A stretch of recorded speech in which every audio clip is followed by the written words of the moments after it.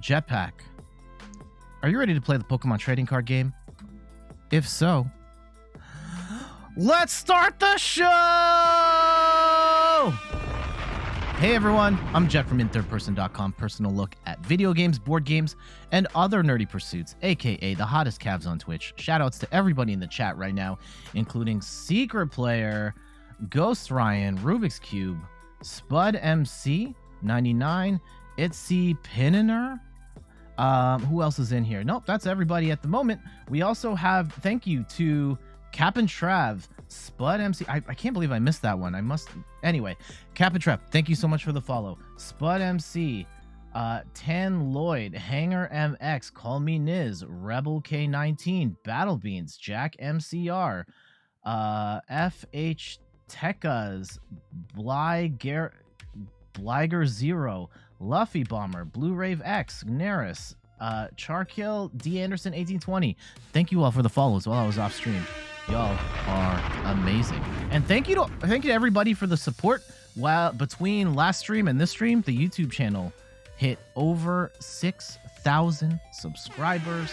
We are continuing to roll. The channel gained over 1,000 in just over a month, which is absolutely wild considering, like, even in the last year, like, this channel has been, it's been so blessed with your support. And, you know, in the last year or so, it's gained about like 300 subscribers in a month. And this last month it gained over 1,000, which is, or this last month it gained about 1,000, which is crazy. And it seems like the momentum's continuing to go. So thank you. I appreciate your support.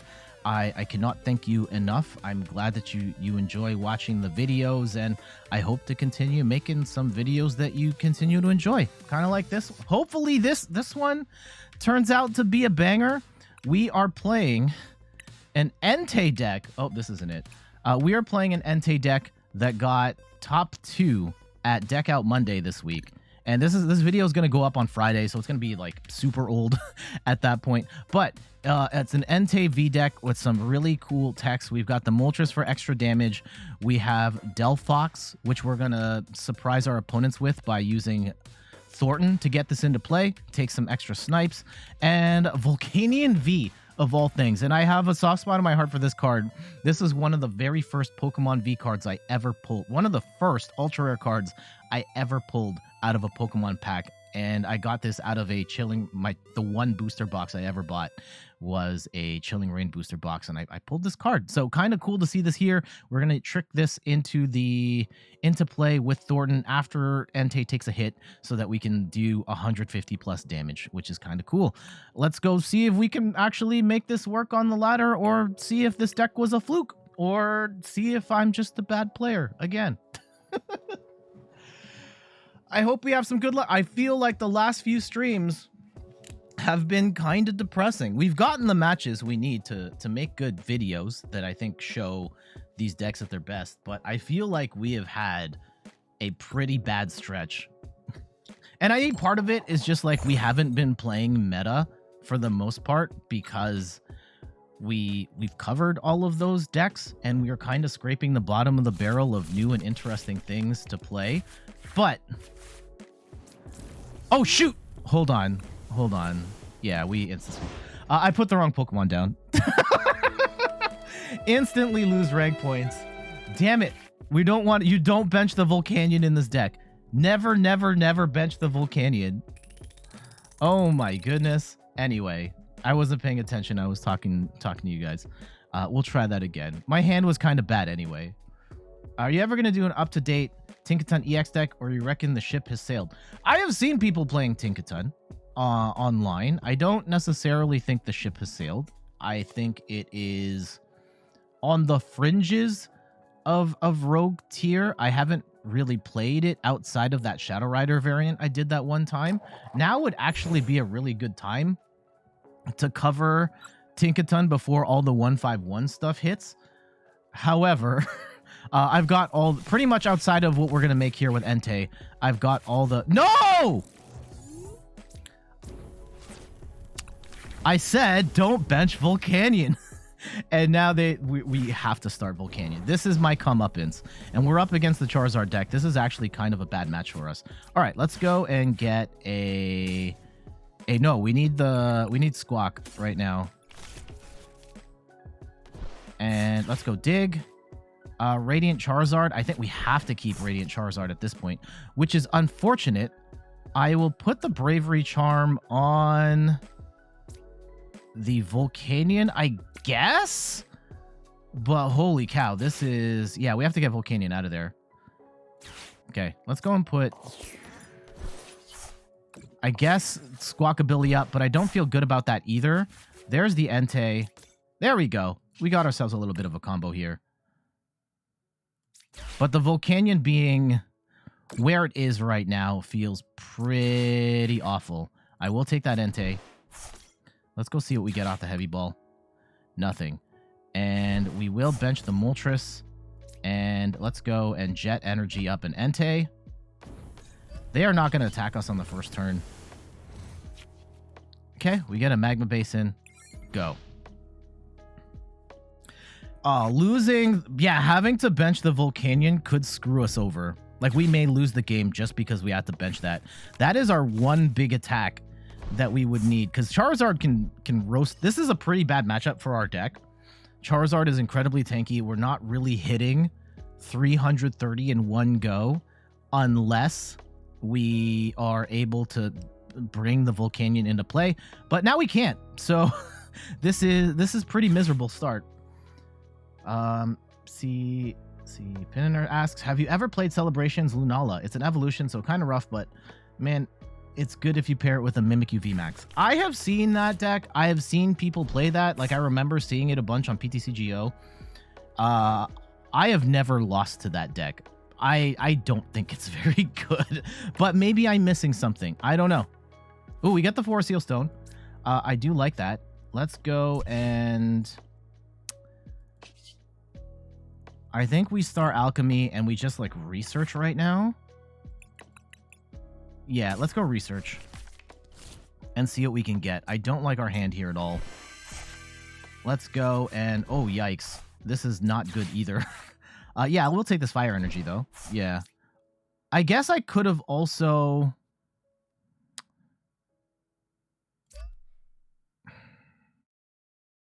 I don't know if that was the play. Let's go Burning Rondo for 190. Like, if we charge up the Volcanion... The Volcanion still could matter in this match.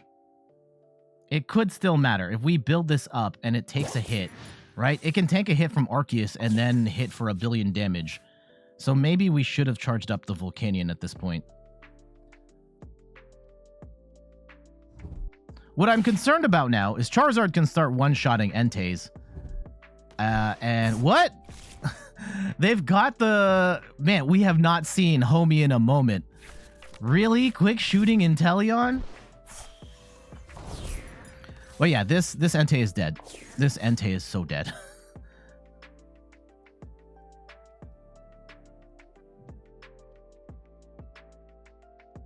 Yeah. And Caesar said it's not... Yeah, Lunala is not good, but it's super fun and feels great when you win with it. Oh, yeah, I've seen videos of people taking 6 prizes using that in one shot with that card. And it just felt too awkward to use. Like, unrealistic to hit that combo. Let's see what they get. I'm assuming they're going to get Charizard here and then just one-shot us. Yeah, Entei's dead. I think we're already screwed. Any predictions on the next best deck with 151 coming? I think there are some new decks that are coming out that are going to be good, but I don't think the overall ladder changes too much. Like, the best card in the set is Mew, but Mew is like a secondary Pokemon. It's not going to be your be-all, end-all deck.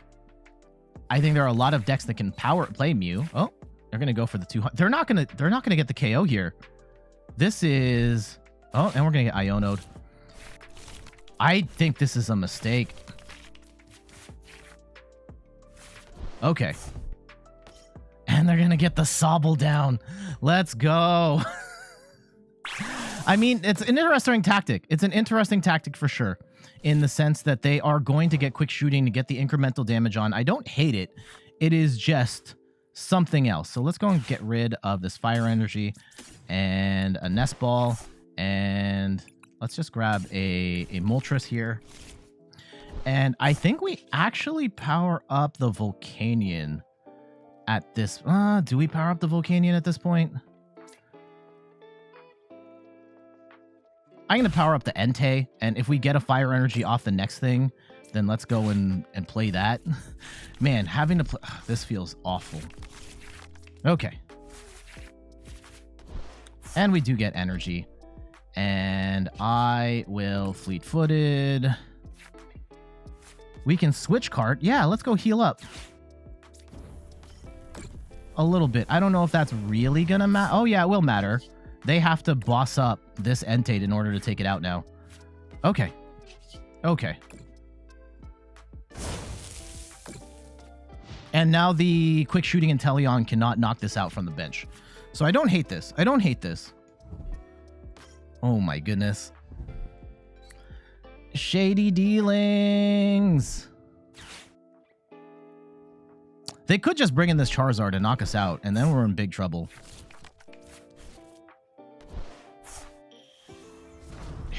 Oh, bench Volcanion. How dare you? Oh, no. Oh, no. Lugia gets much better as well as Miraidon. Yeah, Miraidon getting a Psychic attacker is really good with Mew. And Lugia getting just like a wild card is kind of cool as well. Oh, man.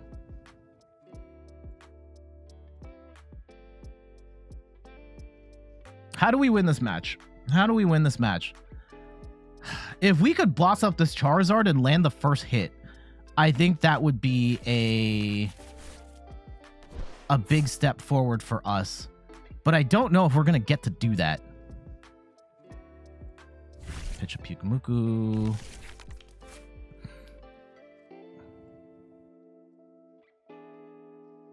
What if... okay. What if we bring Volcanion in now? Can we do that?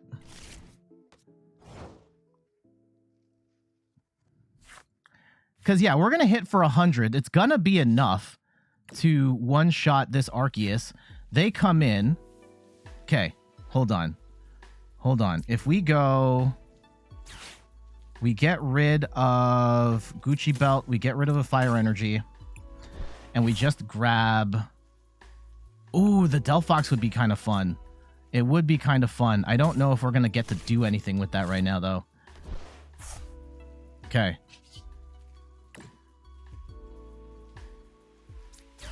Yeah, we're not going to be able to get Volcanion powered up in time. That's going to do 50, and we're just not there.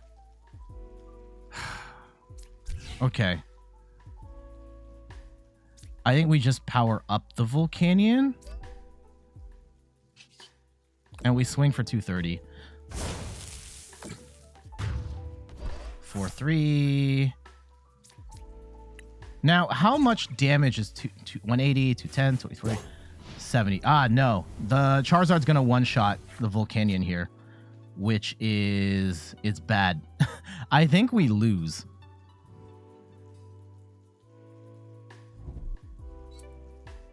Yeah, they come in with this. JF Raptor, thank you so much for renewing your sub. Yeah, how many months total? 34 months? That's amazing. Thank you. How do we do this? How do we get around this predicament? Yeah, the Chars, unfortunately, Volcanion's at a point. Like, we can Thorton Volcanion back in later.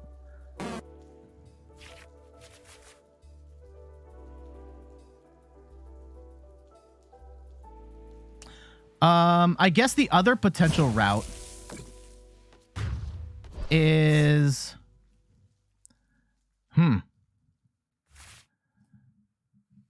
if... okay, what if we do this? Moltres up. Could we Because we could also Delphox away. Okay, I might be showing too much here.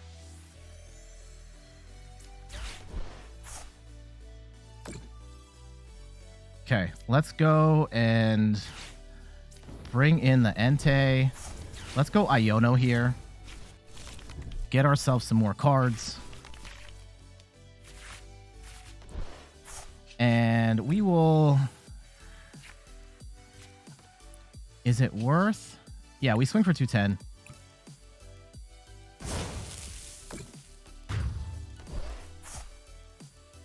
Two. I think we still lose. I think we still lose. I don't think we're able to... Well, let's see. If they don't get the Inteleons up, I think we win. If they don't get the Inteleons going... Oh, no, we still won't because it's one to the active and one to the bench. So I think we still lose on that front. We could power up Radiant Charizard. We could power up Radiant Charizard, and that can do 250, and then they need boss. Okay, we're not out of it just yet.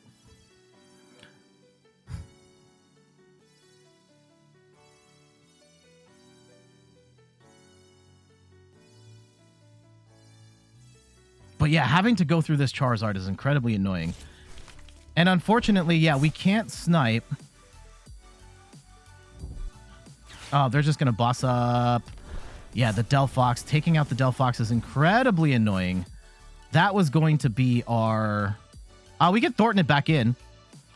We actually could Thorton it back in. So let's see what we can do here. All right, let's go and...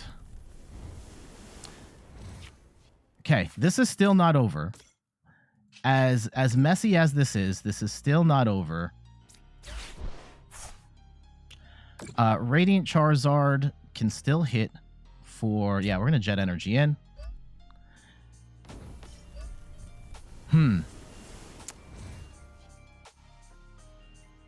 Actually, can we get... Yeah, let's swing for 270. If they have boss, we lose. But we are making this close. We are making this close.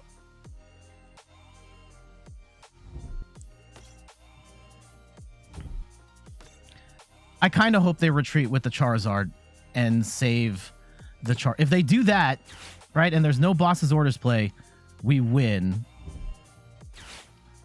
Please.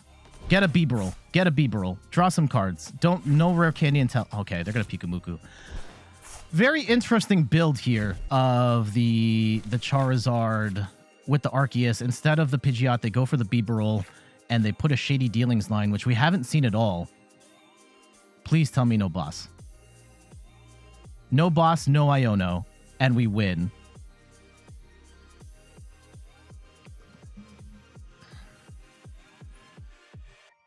Please don't tell me they got it. Please don't tell me. That being, yeah, if they just hit the Charizard. Because the other thing is we have to get Charizard out of the active, and I don't know how we get Charizard out of the active.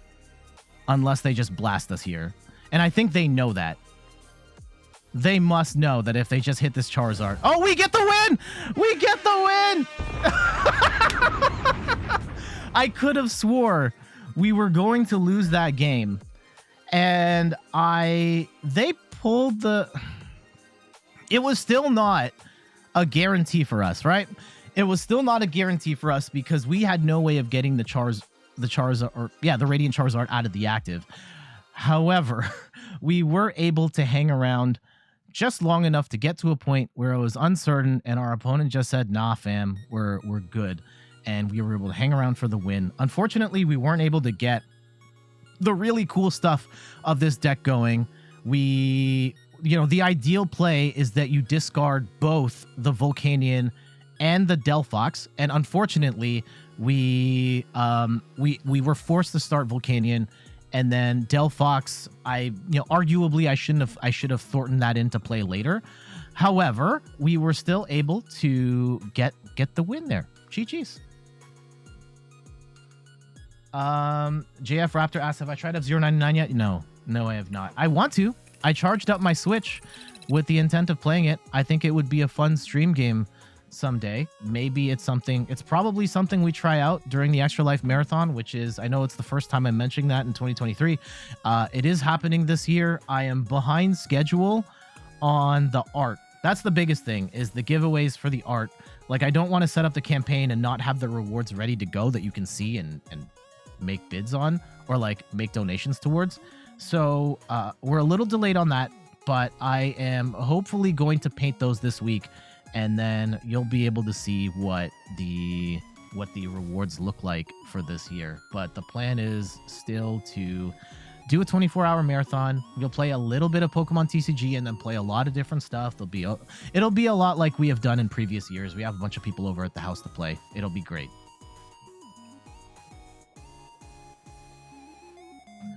Hopefully, like, we might keep that Charizard match because we did win. It was tight. There was a lot of tension. I don't think it showed the deck very well, though.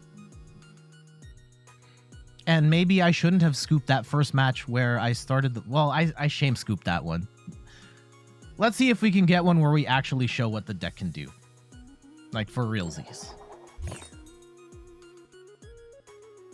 Okay, yes, we would like to go first. I've always liked about Entei, like Suicune, Entei, and Raikou. I have always enjoyed the fact that they are very quick to get set up. Oh no, we're gonna have to Squawkabilly here, and we're gonna get rid of both of our escape ropes in the process. I don't like that.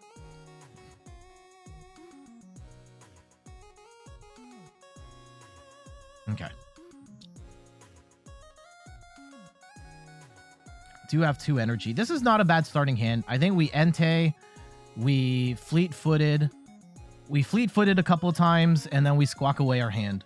And hopefully we haven't prized Squawkabilly. Man, our opponent taking their sweet time benching stuff. Hopefully it's not a water deck. We don't really have answers to water decks here. I guess if we have the Moltres down and they have a full bench, then we're just trading one-shots on Chen Pao's. But we'll see. We'll see.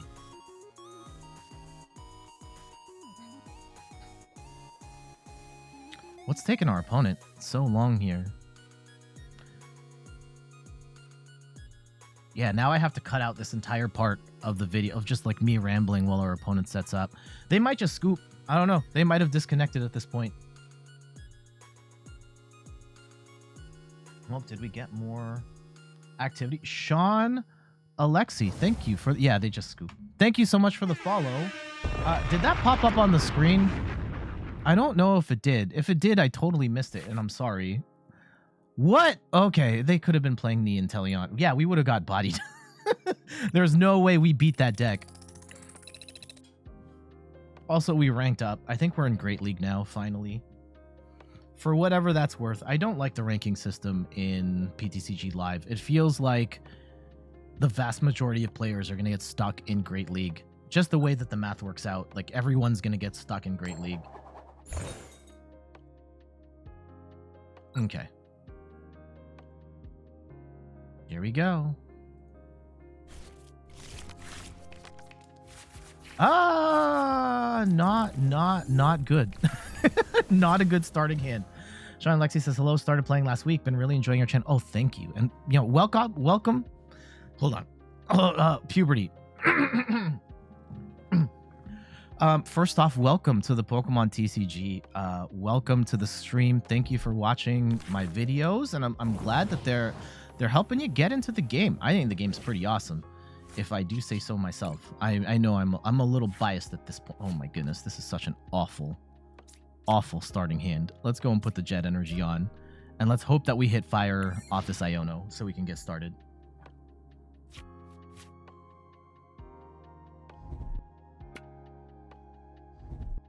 Okay, interesting that they put a Leafy Camo Poncho on the Regidra. They should have they probably meant to put it on the Leafeon here. Okay. Huh, Path to the Peak. Interesting. They are going to squawk, though. I actually have a Regidrago video up this week. I've already worked on it. Ooh, they have to get rid of the V-Star, though. Regidrago, incredibly annoying deck. If they get the Noivern in the discard, we're kind of screwed. if they get Noivern rolling, then there's not really a lot we can do at that point. Wouldn't Rapidash be better? The problem with Rapidash is that you have to evolve up to Rapidash. And that's a whole other process of setting up. And this is a deck that is, at least based on how I've seen it built, is just trying to go fast and set up quickly and be more consistent. Okay, they're going to Greeting Cells to the Regidrago on the bench. I could theoretically boss it up. Like, we're not doing enough damage anyway. So they've got problems of their own. That being said, we are going to give them a bit of a boost here in the sense that we have to Iono and hopefully get our bench a little more sorted than it is right now. This is terrible. Okay, yeah. We get ourselves some Trekking Shoes. We're going to put that fire in the discard so that we can Magma Basin to the other Entei, which is great. We do have Gucci Belt, which is very nice. We're actually going to build up our bench here. And Squawk makes no sense at this point. Let's go and boost our damage output a little more. We'll hold on to the choice. We may that might be a Volcanion target later. Let's go fleet-footed. I probably should have... Okay, let's just go swing. 160. Decent chunk of change there. Hopefully they do not get what they need to bring... Yeah, the card we are looking to avoid is the Noivern. If they have the Noivern, we just lose. I guess we could boss around and like hit the Leafeon and hit the Squawkabilly, but like otherwise we're kind of screwed.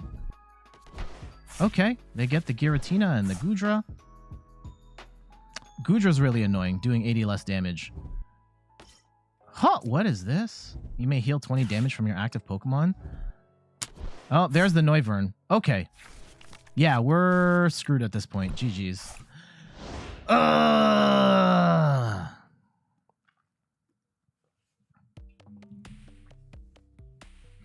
Yeah, there was no point in playing around that. Yeah, we could have hit...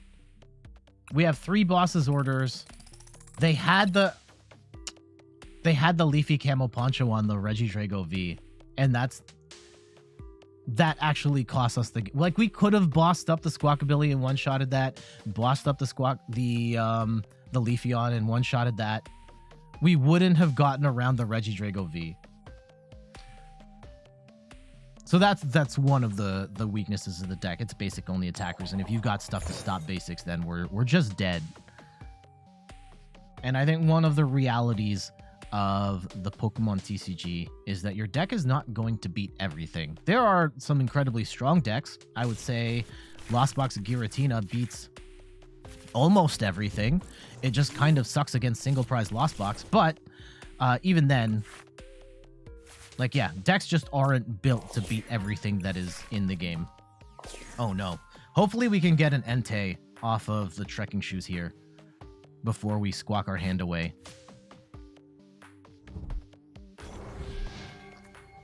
Oh no, our opponent's going first too? Okay. That's annoying. That's annoying, and it looks like we are up against... What is this, Gardevoir? Looks like Gardevoir. And... the memory skip Ralts could be a big problem for us here in the sense that Entei only has 1 attack, and we would just get blasted off of that. Okay, so here we go. We get ourselves... Let's go and get rid of Rope and Fire. And we will get ourselves an Entei. And we need to go fast. We need to go fast. So let's go in Trekking Shoes. And yes, I would like that. Let's go grab ourselves a second Entei. And let's go. And I actually don't want to Iono right now. I would rather them be stuck with 3 cards than give them a fresh 6. If we can help it. Let's go and Squawk and Seize. Okay, we get the second Fire Energy. That's great. Let's go and Trekking Shoes here. I'm going to get rid of the Thorton for now, and maybe we can Pal Pad that back in. And, ooh. Yes. So let's go and get rid of these two cards. Those are the ones we want in the discard for sure. Let's go get ourselves a Moltres. We will get ourselves a, I guess, another Moltres. Let's go draw up. And we get a Jet Energy. And we're going to hold on to the Jet Energy for now. And let's just go swing 180. Good start. Good start. Nothing guaranteed. They could very much pop off turn 2, knock out this Entei, and then we're just dead. It would be nice. If we can Thorton in the Delphox, that would be hilarious. And then put this in a really weird spot for our opponent. That's kind of what we're playing for right now. It's a little bit of a kamikaze play, but yeah, if we can take out this Ralt and this Kirlia, that would be incredible. It doesn't win us the game. It might actually lose us the game if we play a little too aggressively here. But I'm willing to try it out for the sake of science here. Okay. Well, am I... If we do that, we take out 2 targets. They could just Gardevoir up. Let's see what we get here. Nest Ball, no. Let's see what we get. We get a Forest Seal Stone. Okay. Okay. We do have an out then, which is nice. And if we Thorton up and we go and grab Delphox and we switch the Entei with that and we put on the Fire Energy, and we'll put the Forest Seal Stone on the Entei right now. And we go and Magical Fire. 140 to the active, 120 to the bench. And we take out two potential Gardevoir targets. And that puts them in a much worse spot. We get an Iono, which is fantastic. And hopefully, hopefully we have disrupted enough of their momentum that we can play. I don't know if we can, but that is potentially a back-breaking play.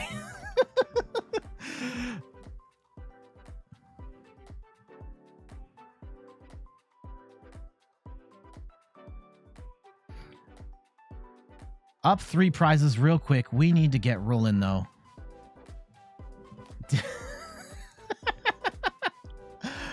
Come on. What's our opponent going to do now?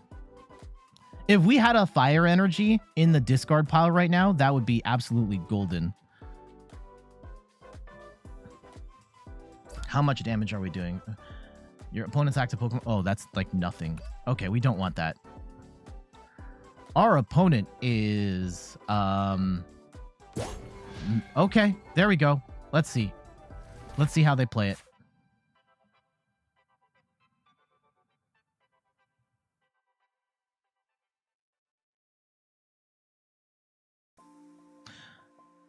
I think the potential play... no, we can't attach 2 energy if we hard retreat the Delphox with the Jet Energy.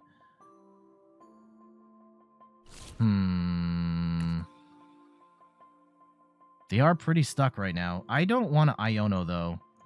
What if we... Yeah, I think we want to research instead, right? Let's see how they play it. Let's see how they play it. Are they just thought... Did they leave? They very well could have just left. And now we're just sitting here waiting for the timer to run. They just... Okay. They just let it go. They are stuck. Let's go in Entei. We're going to Star Alchemy. And hopefully we can just get the cards we need to pop off on the next go-round here. Okay. Let's get rid of Heavy Ball and this Fire Energy. We'll grab ourselves this Moltres. We will power up one of the Enteis with the Fire Energy. Let's go and put the one with the stone. And let's go Jet Energy up. Fleet-footed. Gucci Belt is not bad. And let's go 180. I probably... No, we still wouldn't have gotten the win there. Okay.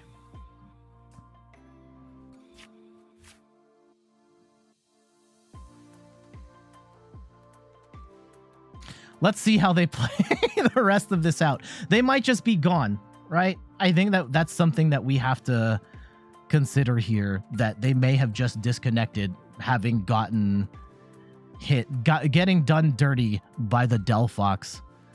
And I might have to edit this down so that you don't have to see me waiting here. But I think there is a very good chance that they have just left. Deck seems pretty cool. It's a cool deck for sure. It's got some interesting tricks up its sleeve, and it sets up pretty quickly. It's pretty consistent. I think the squishiness of Entei is definitely a challenge here. But yeah, they just left. Our opponent was not ready for the Delphox snipe, and they just said, nah, fam, I'm good. I'm good. And that's one of the cool tricks of this deck. I'm gonna have to take a look and see if I edit this down a little bit to shorten the time, because there was a lot of dead time there, and I don't want you to sit through that. But basically, being able to surprise your opponent with a Delphox magical fire attack, take multiple prizes when they don't see it coming, can be incredibly satisfying. And we got it there. They just left the game. GG's. Oh. And I have to put like the SpongeBob SquarePants a few moments later. Possibly.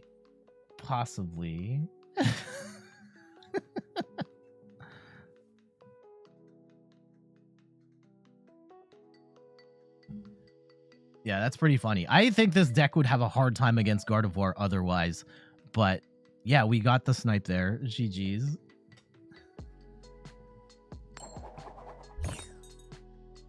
Okay, and yeah, my notifications aren't working for some reason. A decent cup of coffee. Thank you so much for the follow. Much appreciated. Oh no, having to start Radiant Charizard is bad. All right, I'm not sure why those aren't working right now. That must have to do something with the... Oh no. Oh no, not a Vulpix deck. We are not really set up to beat Vulpix, unfortunately. Let's see how this plays out. Like, maybe we can hit around it. Maybe they don't get set up. We have an awful start though. Absolutely awful start. Yeah, Arceus with Vulpix. Let's see what we... Okay. We can get the Squawkabilly down. And... Oh, yeah, Squawkabilly. Right? We dig with the Entei. No, we don't want the research right now. We can Ultra Ball for... What can we Ultra Ball for? I have we Ultra Ball for Entei. And I think we put a Magma Basin up because we're going to use it anyway. And we'll Jet Energy up. Let's Bravery Charm. And we will... Arguably should have waited for the Choice Belt so we could one-shot. Or more easy... Oh my goodness. Do we want to keep that? Or... Yeah. I arguably shouldn't have kept that because, like, what are we even going to do with this hand? This hand is really bad. Let's go and put another Entei down. There we go. We can at least power up this Entei. And then we can Jet Energy it up. And we can Fleet-footed still. And let's go get ourselves a Moltres to get a little more damage on the board. But if they get this Vulpix set up, we're basically dead. It's one-shotting Enteis. We have abilities. They block attacks from Pokemon with abilities. We just die, is really what this comes down to.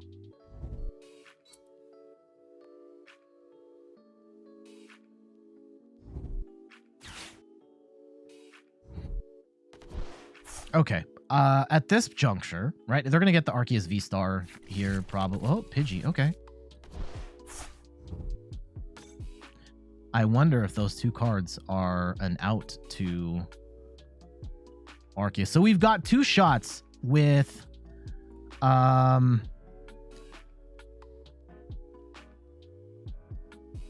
we have two shots with Fleet-Footed to get rolling here. In an ideal scenario, we knock out this Vulpix and we're laughing. I don't know if we're going to get to do that here. Let's go and dig. Yeah, I'm going to keep this Moltres and let's bench that. And let's go and Fleet-Footed. We get an Ultra Ball. I don't think that's going to be enough, though. Let's go and Jet Energy. And we are doing 180 damage. That's a bit short. And now we're in a bad spot.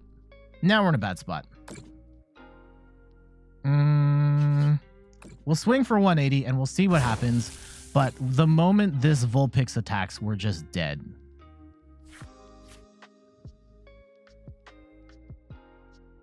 Do they have it? Yeah, they have the Arceus. Okay. I think that's a GG's. Yeah, you hard retreat into... And, you know, there's a chance that they don't do that. But really...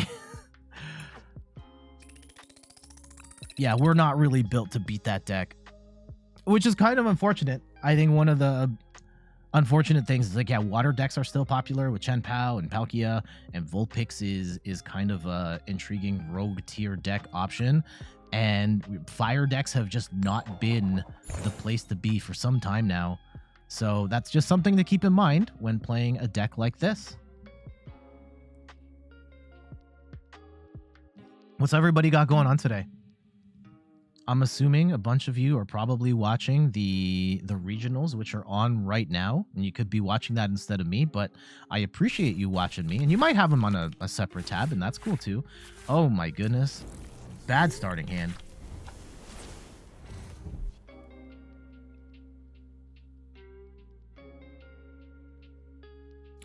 Okay.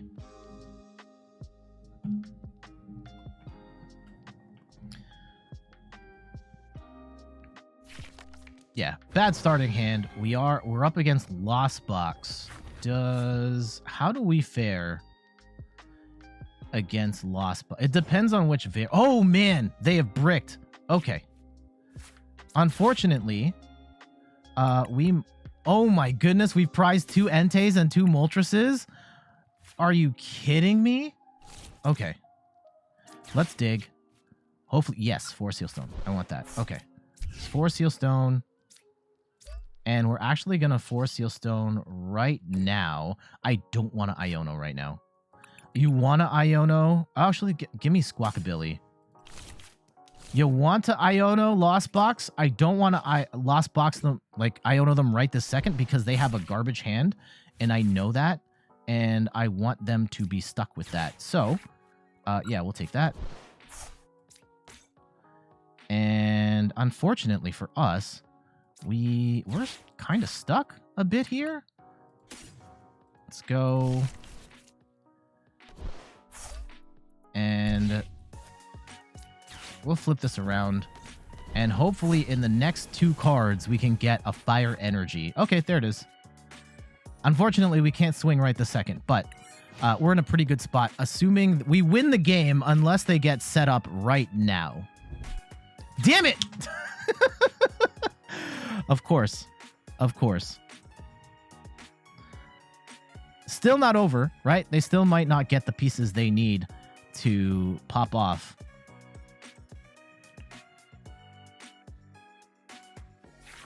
Okay, let's see. Will we get punished? It's the Giratina version. The Volcanion becomes very helpful in this because Volcanion plus Choice Belt gets us a one-shot on a Giratina V-Star. Okay. They are still down bad. They need to get some Comfeys on the board, like, right now. Okay, they're going to get crammed down. They're going to play Path. That's actually kind of annoying for us. It does slow us down. But we can at least start attacking next turn. And for that, I am grateful. Let's go and attach some energy. And we're just going to swing for 160.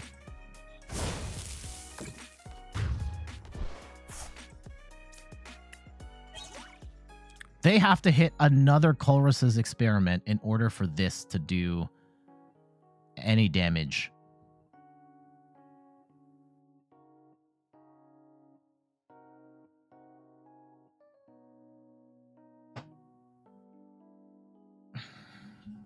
Now, our opponent's bricked pretty bad. And we don't... we do have bumps to Path to the Peak in our Magma Basin, but we haven't pulled up any of those. And we just lost, like, half of our consistency, like, half of our draw power with Iono, which sucks. But we are where we are. They finally get a Comfey on the board, and they're going to hit Colress. Oh, it drives me nuts how, like, they can have such a bad start, and they are still very much in this game. And the Path to the Peak is super annoying because we have no draw power right now. We have no energy acceleration. Like, we are stuck. Oh, no.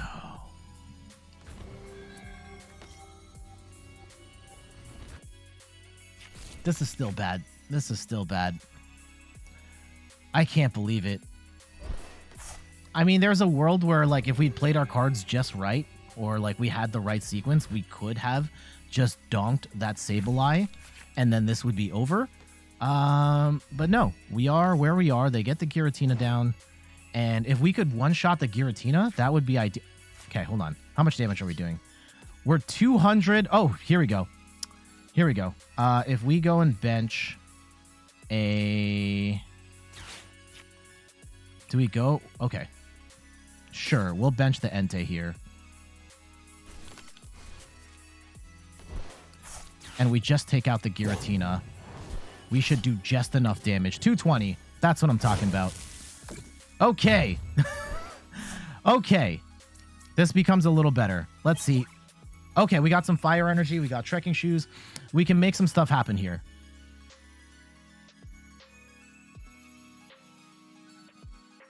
Another potential play is that we can also surprise bring in Radiant Charizard for that big 250. We have one more Thorton left, and there should be Pal Pad in the deck somewhere.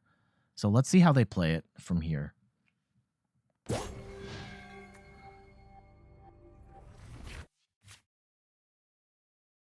I think the first goal is to Trekking Shoes and see what we can get. Man, that top deck boss was so clutch. Unfortunately, they're going to have a massive hand, and we got rid of both of our Ionos early, which I still feel like was the right... Like, you want to Iono Lost Box, but in that moment, when I knew their cards were so bad, I did not want them to be in a position... Like, I wanted them to be stuck with the bad cards. Unfortunately, one of those cards was Colress, and they made some stuff happen there. Ooh, yikes. Okay, if they're going to swing for 110... I think we put up the Moltres. This might be a mistake because we can't easily retreat and attack on the next turn. Yeah, Trekking Shoes is really going to need to do some work here.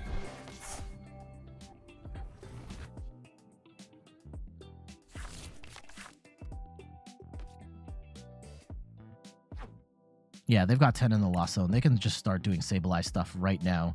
And if this is stuck... Okay, let's see what we get. The Delphox... They just scoop. GG's. That was a bad match.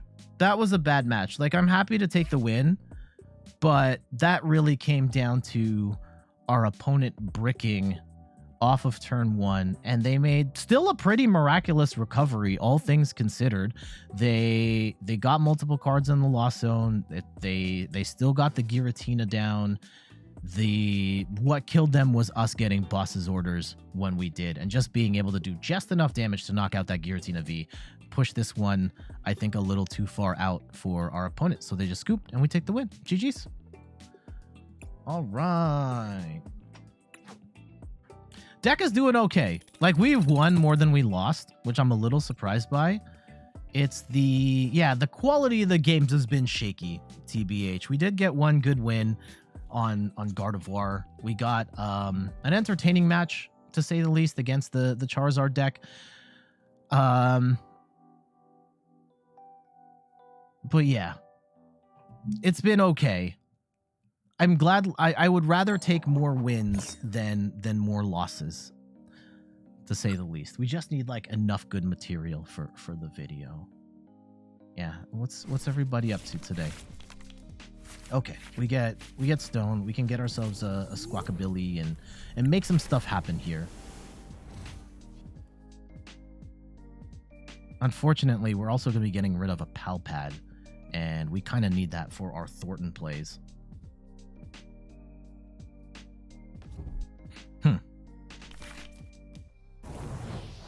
Goodra. Okay.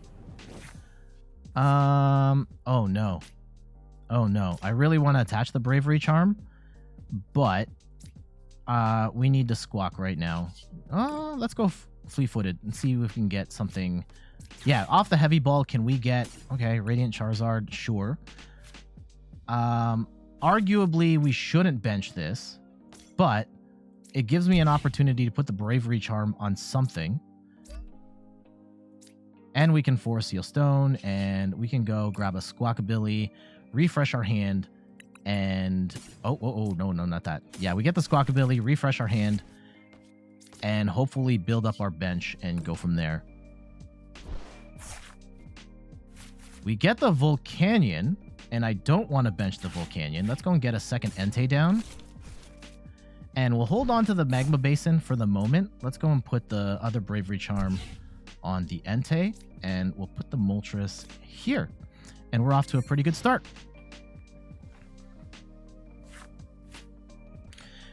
And yeah, Volcanion could come in very helpful in a world where we need to do a lot of damage to the Goodra, because our damage is going to be nerfed considerably.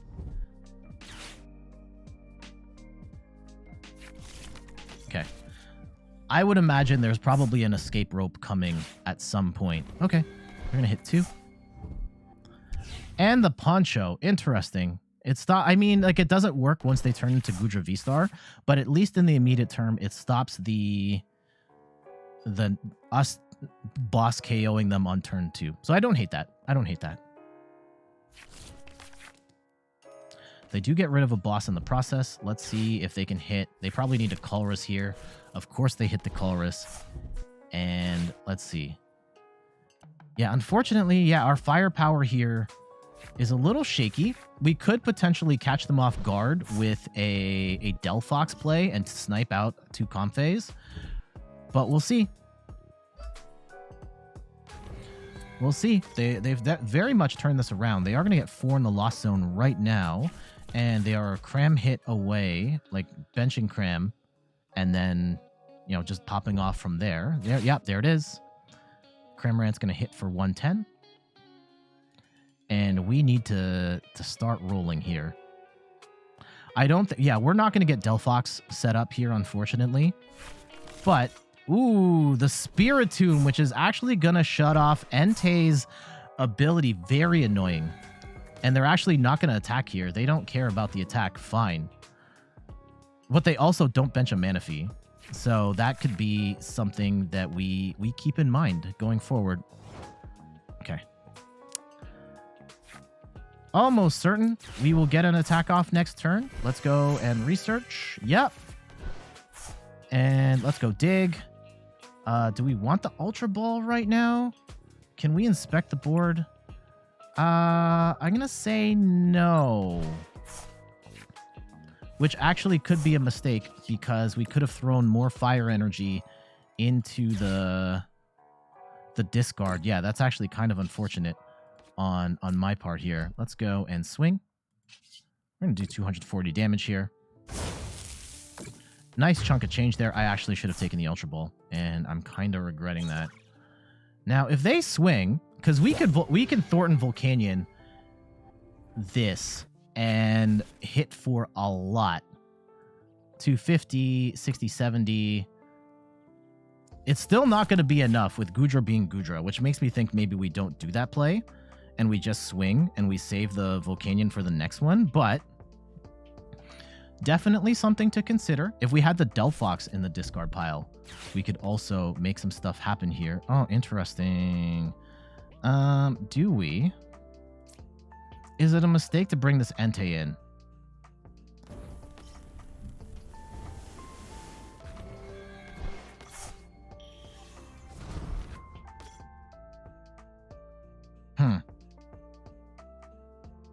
Yeah, it would be really nice if... Okay, we do have boss. Like, a rope boss on the Goodra would be the way to go. And we might have to save up for a rope boss play. So we may not want to boss around right now. They also have their V-Star power, and they're going to heal. So how do we bait the V-Star power? This is annoying.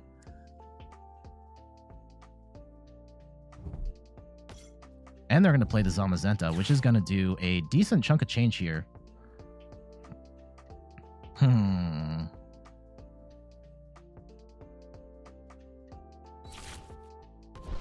Okay. Yeah, they're just going to attack with Zamp. Do a solid 200 plus. They're not going to get the KO here.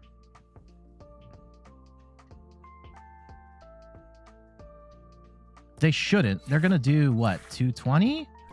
And with the Bravery Charm, unless they have Vacuum. If they have Vacuum, then we're in big trouble. But right now, we are okay at the moment.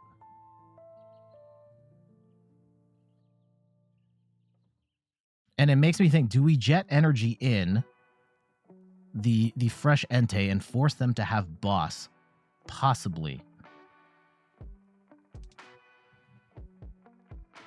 This Spiritomb is very annoying. Okay. Let's go and... Ooh, Gucci Belt is very important here. Yeah, we can't draw any more cards. Let's go and Jet Energy up, because we can actually potentially make something happen here later. And... Ooh, if we boss up the Goodra right now, we burn the Rolling Iron. But that's not going to be... I don't think that's the most useful... Like, I want to rope boss the Goodra after they've done their stuff. I think that's the way I want to go about it. Okay, we got Thorton. We could also hit around the Goodra if we can get Delphox.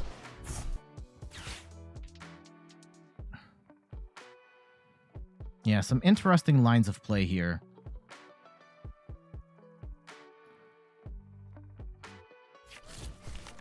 Ooh, the Sableye. Oh, that's really annoying. Not every Goodra deck plays the Sableye, but Sableye is... I think it's a good addition if you can make it work.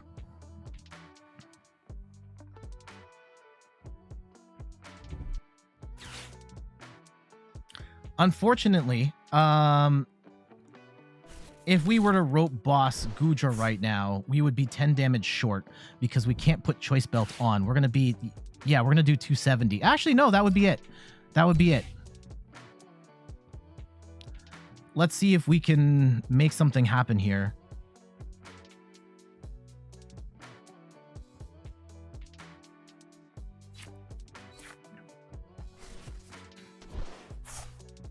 Yeah, they're also going to power up. Interesting. They're also going to power up Greninja. We don't have Manaphy in this deck, and that's a problem.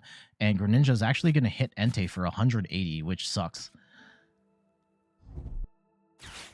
You'd wondered what a Pokemon TCG anime would look like. I mean, we do have Path to the Peak, so there is that. Yeah, that just finished, and it's okay. It's okay. It's a cute show for kids. Okay, I would imagine they're going to snipe out the Entei and soften up some other stuff here. And unfortunately, we're not going to get... Yeah, where we're going to be in trouble is that now we don't... We can't Volcanion in the same turn, which sucks, because we need to have like 2 energy on something right now. or have an opportunity for a third. If we bench... Yeah, I don't think we're going to get the... Okay, let's dig. Let's see what we get. Okay, we get another Entei. That's good. Yeah.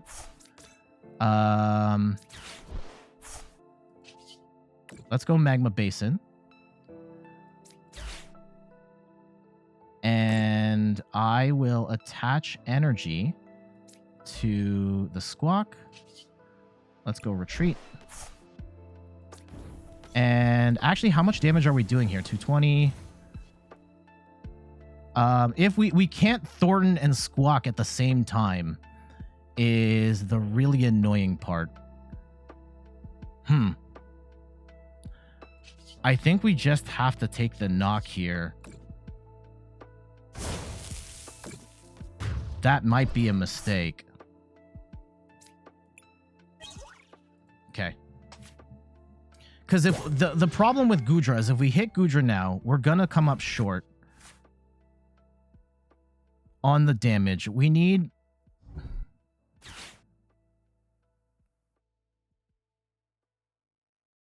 Yeah, how do I sequence this? It's very tricky. Ugh, Sableye again. And they may just play around with Sableye for the rest of the game and snipe out the Moltresses.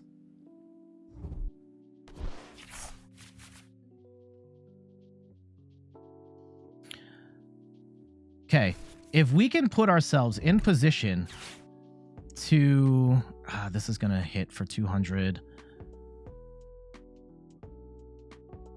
What is happening here? Yeah, it's like flashing. Yeah, my discard pile is going crazy right now. And yeah, the Delphox would also be nice because then we could go and hit... We could take 2 prizes. Steal 2 prizes. Okay. If they go in... Okay, let's go give them the Moltres here.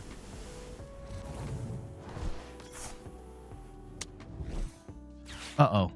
Yeah, if they're going to hit this Entei, then we are in big trouble. Okay.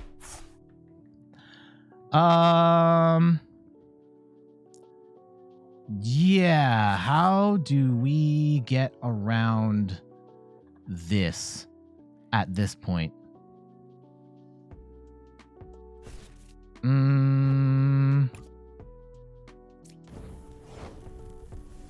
I don't think we have a good answer.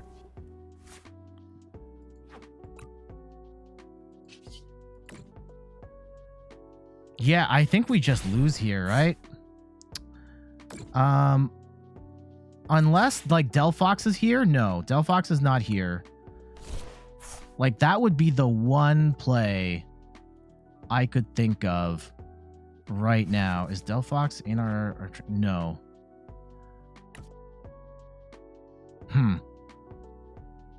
Yeah, I think we just lose. That sucks. That sucks. Reguba says Schrodinger's discard pile. Yeah, I think we just lose here. We will scoop. GG's. Damn, that's really unfortunate. I think there are ways of us winning that game.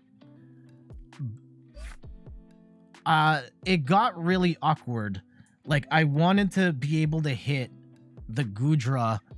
Like, I needed to one-shot the Goodra to win that game. And unfortunately, we were not in a position to do that. If we came up short, they would just use their V-Star power, heal it off, complete waste of a turn.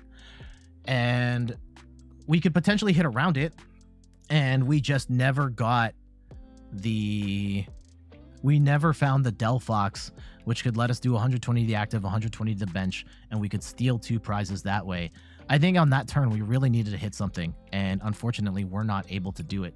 So we're just going to have to hold that L. GG's. Ugh. Cavaletus, thank you so much for the follow. What the heck is up with my notifications? Okay.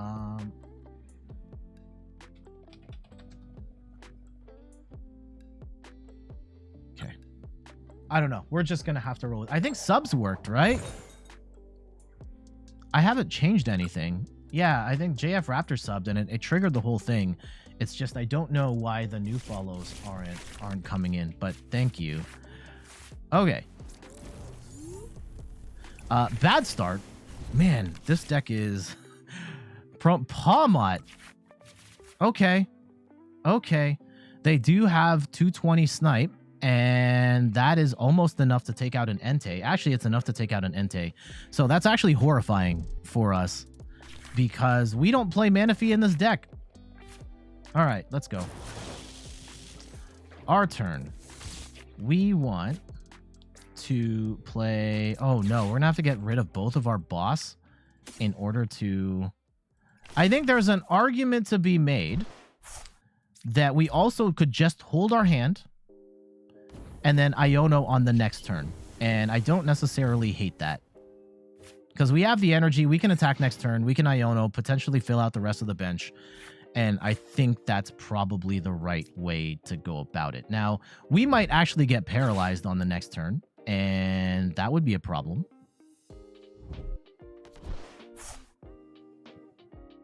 Discard 2 energy, get the Miraidon, fill up the bench.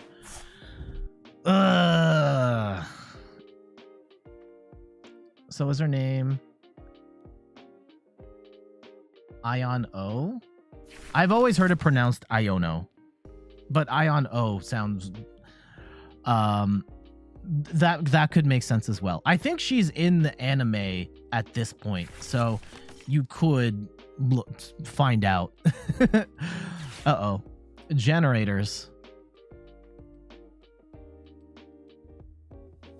Let's see how they approach this. Okay, they put 1 on the Pami.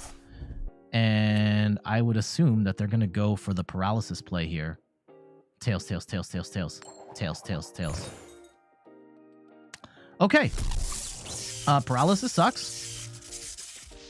Paralysis sucks. And I'm not going to deal with that. Let's go and heal. Let's go Iono, which actually kind of helps them as well. But there we go. We have what we need. Let's go and Escape Rope.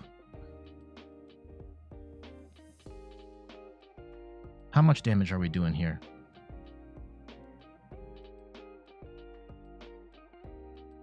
Yeah, I don't think they want to give us anything based on what's on their bench right now. Are we going to one-shot Raikou here? Yeah, if we go and get 1 more Pokemon down, we get Raikou. And now we're doing 200, and we're getting a one-shot on this Raikou. So that's a free 2 prizes. And we get, yeah, let's Magma Basin and charge up this Entei as well. Very nice. Nice little sequence there. We get ourselves a one-shot on Raikou, 2 prize lead. Now, 220 snipe is not something to be taken lightly. They are in a position to, if they get the whole combo set up, they could put themselves in a position to just one-shot Entei off the bench, which would be terrible. Uh-oh. And Marco Strange says, I assume it's a Japanese name, so it's probably Iono. Okay. Thank you for the context. Her name is Anagiamo. 6, 12, 18, 24. Uh-oh. This is bad. Oh, this is bad. Yeah, they're going to knock us out here. This is a... I think we take them on the next turn. If they discard all their energy here, we're in a pretty good spot. But... yeah, are they gonna empty the clip? I think they have to empty the clip in order to make this work. Right? Yeah, they've got to discard everything. And they are going to have a hard time getting charged back up for the rest of the game. Okay. Let's go and do a little digging. Okay, we could Bravery Charm. I think we have to dig first. We don't want Magma Basin right this second. Pal Pad is not really gonna help us out. No. Let's go fleet-footed. I guess we might as well Magma Basin to a Moltres. Like, maybe there's a world where we're able to Thorton ourselves back into this game. But otherwise, it all kind of hinges on this right now. We knock out the Raichu. Can we get rolling here?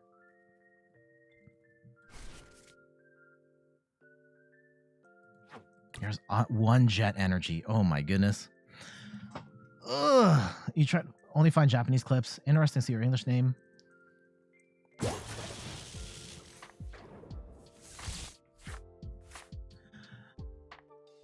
This game is not Radiant Venusaur.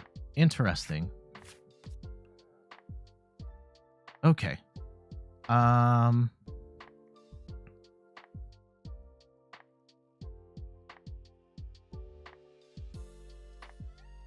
Yeah, a Luminion would be really nice right about now if this was in the deck, but the original creator of the deck did not build it to do that. So instead, we are here, and if they don't get any energy on the board, like, they're just dead. And there's a good chance that they have doomed themselves to losing to Entei right now. And sorry for the tangent, was really bothering me. Yeah, I mean, fair enough. Fair enough. I mean, there might be other people who have the answer to that. I certainly do not, but others might.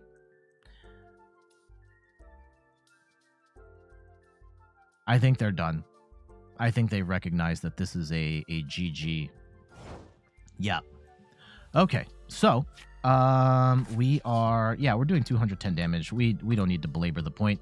We just swing into the Raikou and end the game. I think they were hoping to get something else set up there, and they did not get the cards.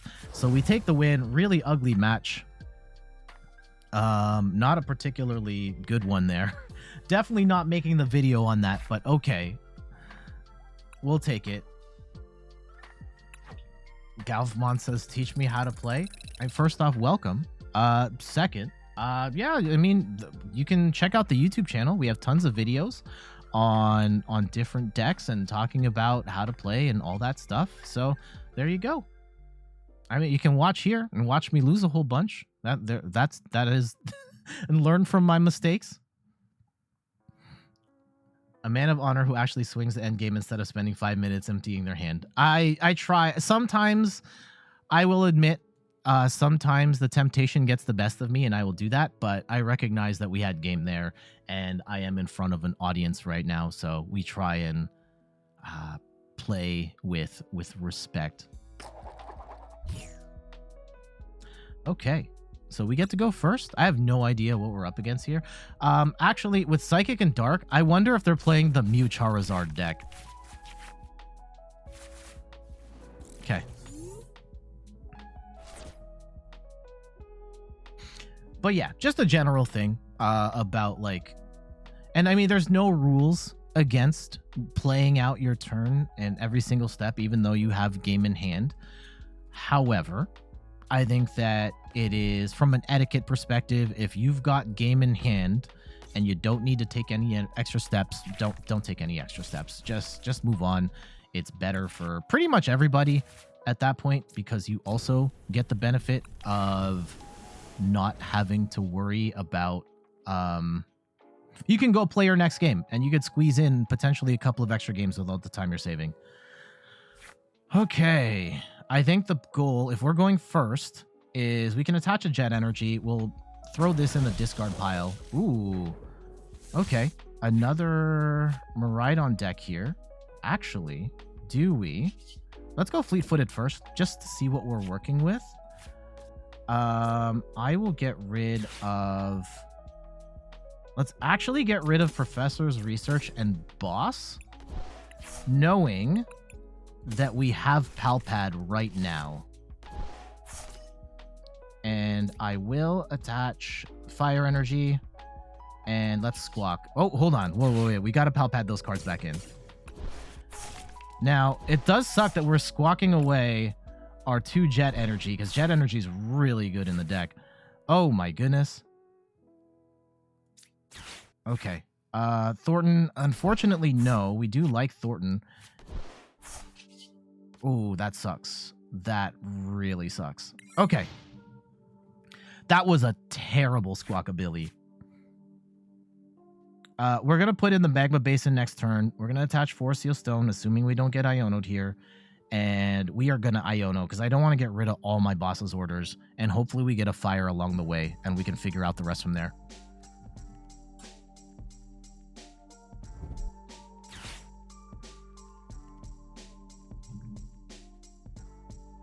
And Raguba, to your point, yes, the game should absolutely just automatically take the prizes when you've already won the game. That's a thing that happened on PTCGO. It's ridiculous that it doesn't work on live right now. And it costs people like XP and stuff, because you get XP based on the number of prizes you take in the game. And oftentimes your opponent's going to scoop before then, or like while you're in the middle of taking those final prizes. So I hope they fix that soon. No, you're right. PTCGO did do that. Okay, our opponent is playing the Regieleki build of Mareep. Oh, no, they've got a hybrid. They've got, yeah, mostly Regieleki, but with 1 Mareep for some energy acceleration. I don't hate it. When I first covered Miraidon, I actually used this sort of variant with the Regielekis and still had the Flaffy for energy acceleration here. So not bad choice at all. Are they going to get the Donk right now? That is very much something that is in play. The Regielekis is a really bad sign for us, because they could very much just donk us over and over again, and we would be very sad. Oh my goodness, they hit double energy on both generators. If they can retreat, then we are in for a very sad time. You're just gonna observe. You feel like everyone's deck is stronger than mine. You're new to the trading card game. Yeah, it's a big learning curve, and odds are their decks are probably stronger than yours. Based on, like, if you're playing with the starting decks, almost everybody is going to be playing upgraded decks, and you will be stuck with beginner level stuff, which is just underpowered. I think that it's definitely better than it was before. If you're playing in the old days of PTCGO, it was basically, oh my goodness, impossible to build a meta deck in that game without having to buy pack codes and all that stuff. And here you can grind for credits. I still think they don't drop nearly as fast as I would like. And oh man, we're so dead. We're so dead. Like, they're not knocking us out here, but really,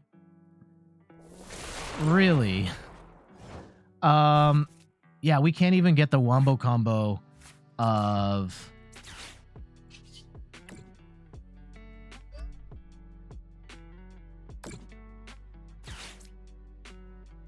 we're not going to be able to get the wombo combo of Volcanion here. I think we just have to Iono and pray. But yeah, they have an excellent setup here, and I don't think there's a lot we can do about it, TBH. But we'll play. We'll play. We'll see what happens.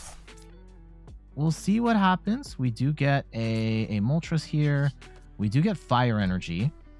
And, ooh, I probably should have attached it here, and then we could have escape roped and got something there. So that's actually a misplay on my part.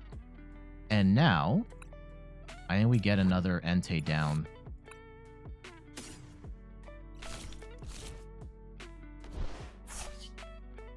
Yeah, we can fleet-footed. We'll swing for 210.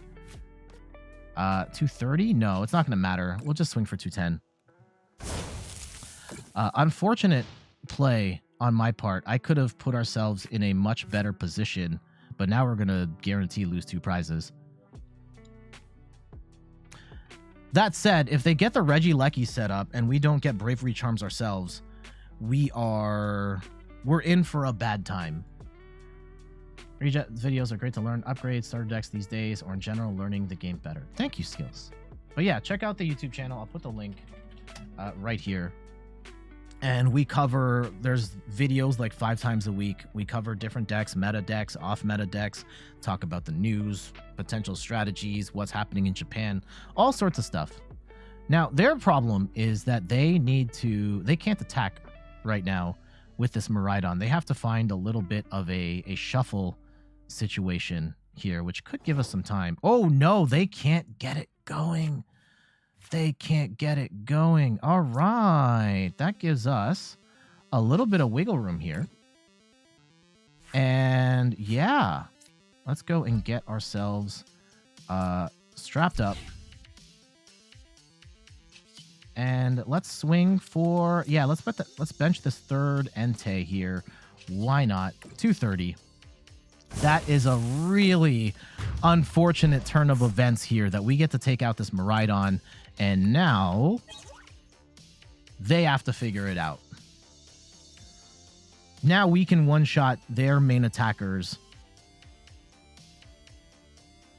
How the turntables.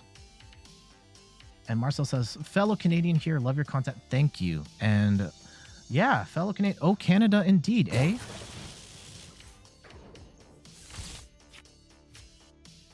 Whereabouts? Don't dox yourself too much. Just general area is fine. Just out of curiosity, do we have... Yeah, we have no other Pokemon in the discard, and we got rid of one of our Thorntons. And I think we already played Pal Pad. Yeah. Okay, they're going to get a Regieleki set up. So this is going to be doing... They can do fat damage, potentially.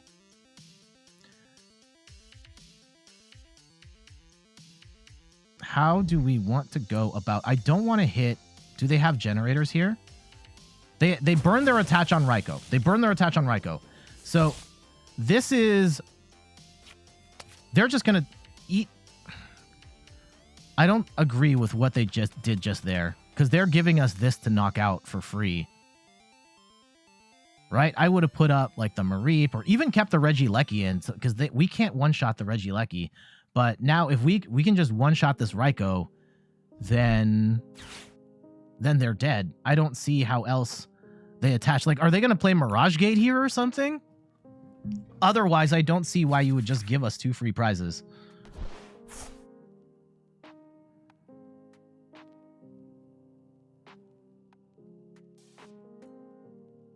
Okay. They're going to be doing plus 60 damage at this point.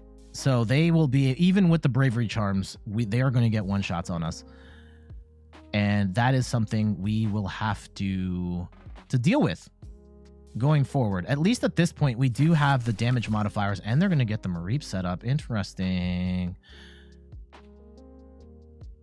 But... yeah, see, if they had generated before... Oh, they bricked on it. They bricked on it. This might be over. If we can get Volcanion in the discard pile, or even... Uh-oh. Please, only one. Only one.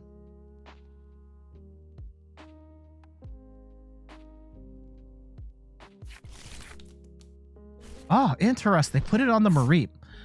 Makes me think, yeah, are you saving up for a Raichu play? Like, what are you doing here? I don't understand. Our opponents, oh, they're gonna sacrifice probably gonna sacrifice them. The Mareep with the energy, and the Flaffy can... Oh, the rear kick is gonna do 70? Ah, interesting tech. Okay. Okay. If we...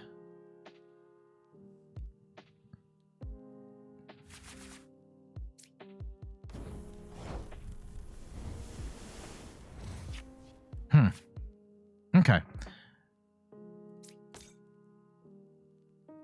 Let's go...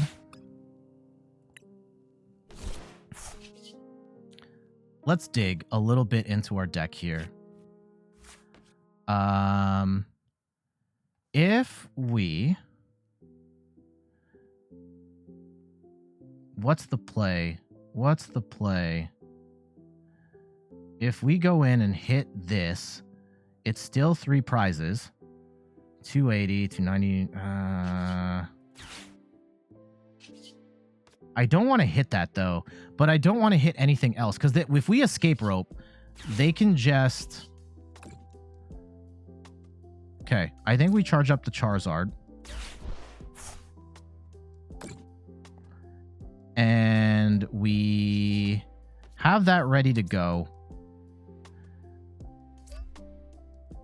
And let's go and attach to 20, 30, 40, 50, 60. Okay. Can we pull some slick stuff? I think we want to research here. And potentially put ourselves in a position. Let's make that 280. It's not really gonna matter.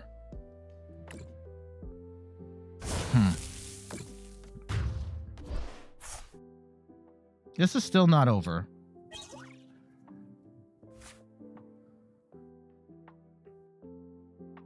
If they do manage to get through this Entei, then we can at least go in with the Radiant Charizard. We could potentially get some stuff rolling here with a... Yeah, we need to get Delphox and Volcanion and a Thorton. Like, there's a lot of pieces here, potentially, to get out of this.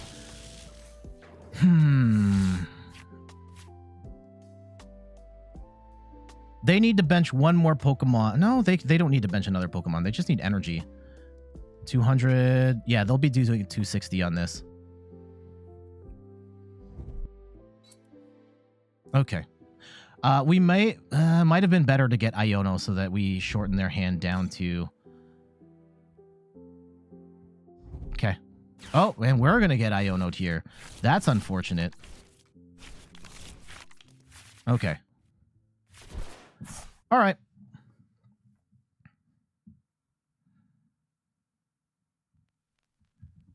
Yeah, that single prize Mareep, that was actually a really slick play.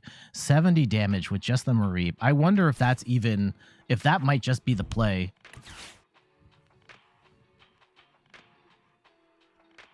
So yeah, they're going to get the attack here. We're going to be able to knock them out, no problem. I think their energy acceleration is going to be a challenge going forward. Oh, okay. It was going to be a challenge going forward, and now it's not. Huh. Very annoying. Very annoying. And I wonder if they just go and play for the... No, you have to charge the Miraidon, because the Miraidon's the only thing that can one-shot the Entei with the Charm clean. Okay, I'm going to draw another card. Yeah, we'll go in with the Radiant Charizard, take out the Raikou, bring it down to one prize, at which point they need boss to win. Oh, interesting. Are they gonna... Yep, they're not gonna do it. So 280 damage. Huge damage from Raikou. Would you consider this a dogfight? Yeah, actually it is. It very much is. Beast Wars, even. Okay. So we're not going to get any extra energy acceleration here, which is unfortunate. We're going to have to bring in Radiant Charizard. Let's go and bench the Moltres. And we've got 2 kicks at the can at Trekking Shoes here to get ourselves 3 kicks at the can at Trekking Shoes to... Boss is actually helpful here. Boss is helpful. That is potentially a game-winning card. And Rope is potentially a game-winning card here as well. Let's go and swing for 270 damage. And this is just going to come down to, if they have boss, they win. If they don't, then we win. I am willing to accept my fate either way. I think we've played this. The only thing is we were not able to get either the Volcanion or the Delphox into play, which is very unfortunate. Where's the plus 20 damage coming from? It comes from the Moltres. When you bench this, it boosts the basic fire Pokemon attacks by 10.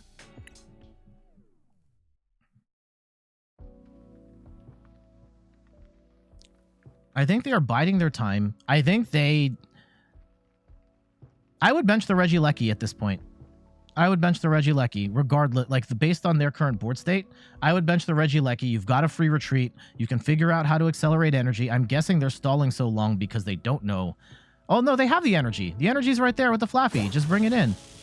Okay, they're going in with the Miraidon. I'm guessing it's just boss win. Just do it. Do it!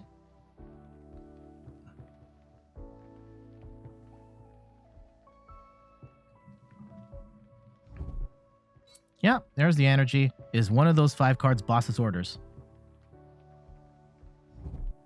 There it is. And we lose. That is unfortunate, but you know, well played game. Came down to the very end. We had game in hand as well. They happened to have the cards that they needed. Unfortunately, they played, yeah, the combination of the Regieleki and the Mareep was very helpful for them. And the game-winning play they made was attacking with the Mareep. The 70 damage on that was really good, and we weren't able to swing around that, and we had to take the knock on the Mareep, which was really annoying. And they were able to skew the prize race in such a way where they were able to sneak off with the win there. So kudos to our opponent. And yeah, we're gonna have to hold that L. GG's. Damn, they played that good. Yeah, they do stack. We need to get the Volcanion play out. Like, we've gotten the Delphox to work. We played the tight game with the Charizard. We'll probably keep that Miraidon match. I think that was a good match. It came down to the wire. Didn't work out for us. No, it is what it is. They had tools to get it. Like the combo of the Regidrago, or not the Regieleki, and the Mareep. Like, having the damage output to one-shot the Entei's really skewed how that match played out. And it is unfortunate that we take the L, but that's okay. That's okay. Let's go. Again, shoutouts to Iori for playing this at Deck Out Mondays, just out of nowhere, getting second place. Ooh, this is a nice starting hand here. We can get the Delphox and the Volcanion in the discard pile right away.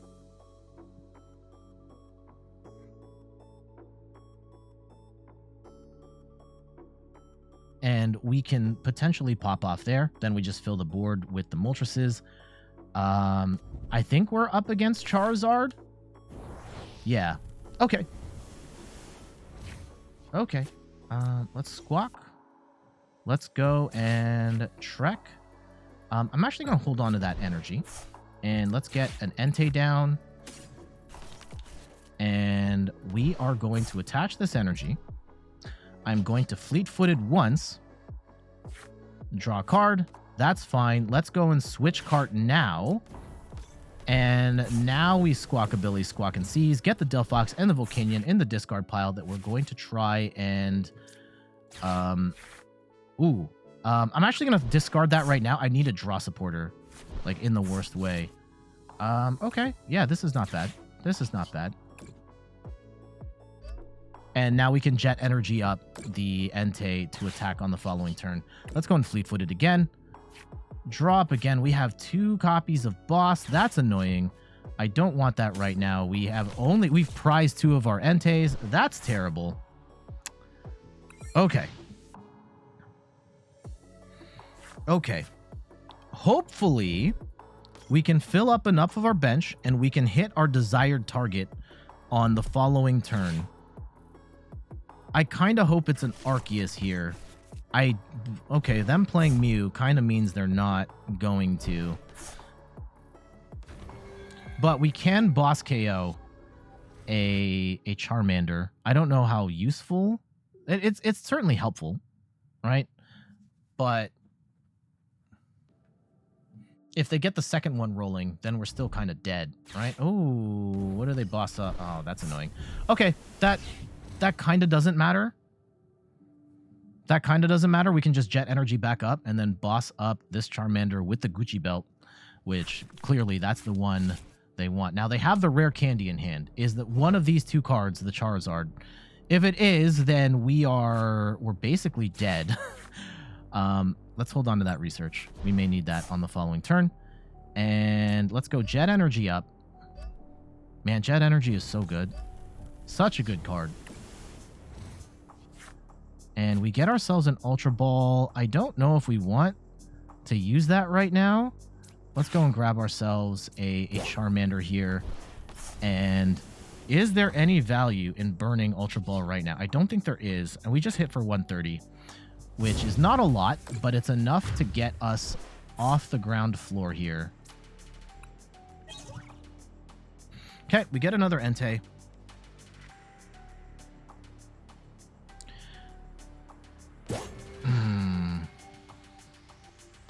Now, the problem that we're going to run into is that Charizard is already at a point.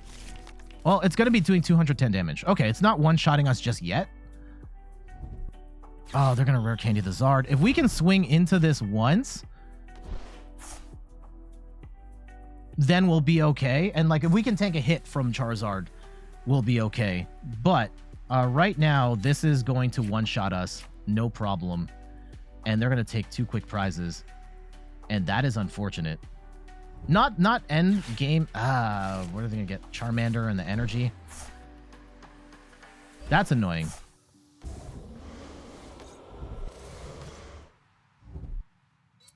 Oof. Great turn for them. Great turn for them. Okay. What can we do? If we go in with the Delphox and snipe we go 120 plus, is that the play? Oh, we can't Thorton right now. We can't Thorton right now, so it doesn't matter. Let's go and put the Moltres up, and we will Magma Basin to the Entei on the bench. And I will get rid of these 2 cards. And let's go and boost our damage even further. Yeah, we're not going to need Choice Belt here. We're only fighting a V-based Charizard deck. This deck does have a problem against Charizard. Okay, we do get the Charm. They're not one-shotting us right now anyway. Let's put the Bravery Charm on this Entei. And we have both of those in. Is it worth? No, it's not worth.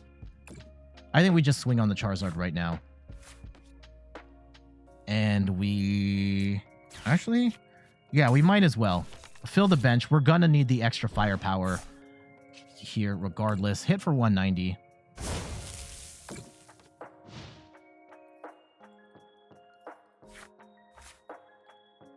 We're gonna need to find a Thorton. Oh my goodness, Artisan. Annoying, but... And it's Jet Energy in there. The Pidgeot's coming down. Okay. If they don't get a second Charizard set up right now... Interesting. Yeah, put the energy on the Pidgeot.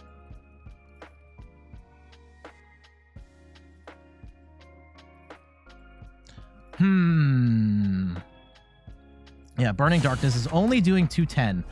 Going forward, we're going to have a problem. Okay, let's go and Fleet-Footed. And we are actually going to attach energy to this Entei. And we are going to switch card out. And heal. And is it worth Magma Basin right now? No, it is not. Let's go Fleet-Footed again. And we get a Choice Belt. Don't need that. Let's just go swing for 210. Take the knock. Now, one of these 2 cards needs to help them get Charizard, or they are in big trouble.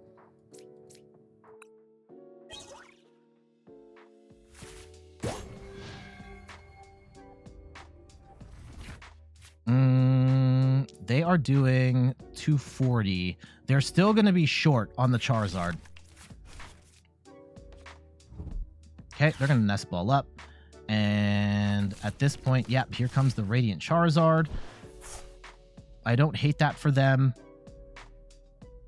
If we can Rope is probably the best thing, because I would rather hit any of these targets rather than Mew.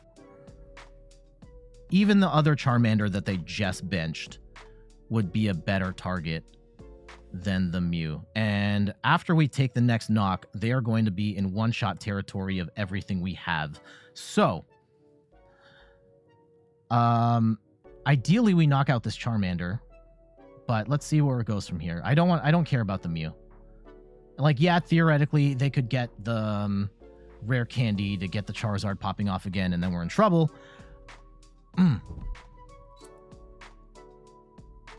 The other play, if we can get Thorton, we've got the Volcanion and the Delphox, and we could steal 2 prizes right now, if they bring the Charmander in, yeah, that would be incredible if we can get top deck Thorton. Top deck Thorton. Thorton. No. Okay. How about Thorton?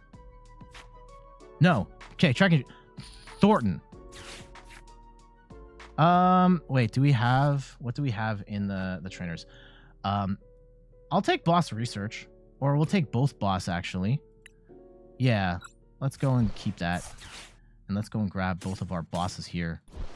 And unfortunately, we did not get Thorton on any of those.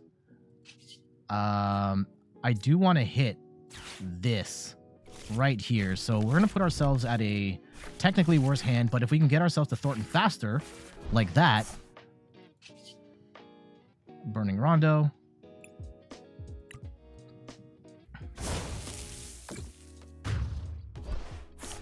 Okay. Double Thorton.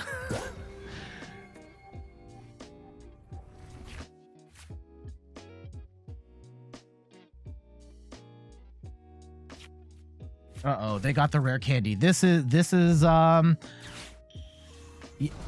they got the Pidgeot. They're probably going to get to... Okay, can we put ourselves in a position to...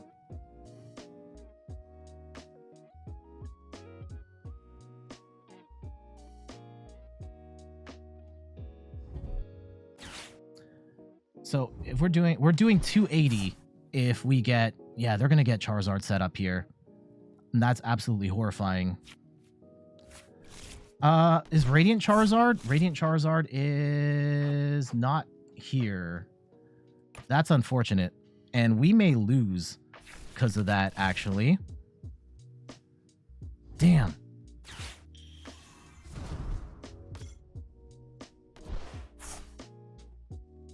Yeah, we got the Thorton too late.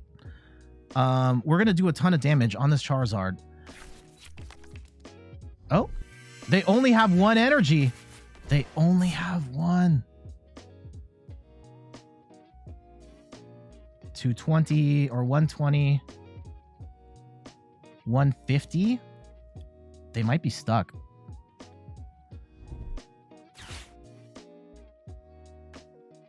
They might be stuck. They might be stuck. Hold the phone. Okay, let's see what they bench here.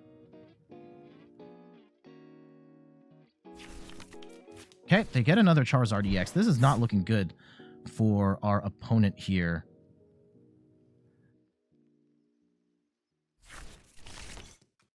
Okay. Do we hit the Charizard right now? Okay. They have left the door open for us to steal the game.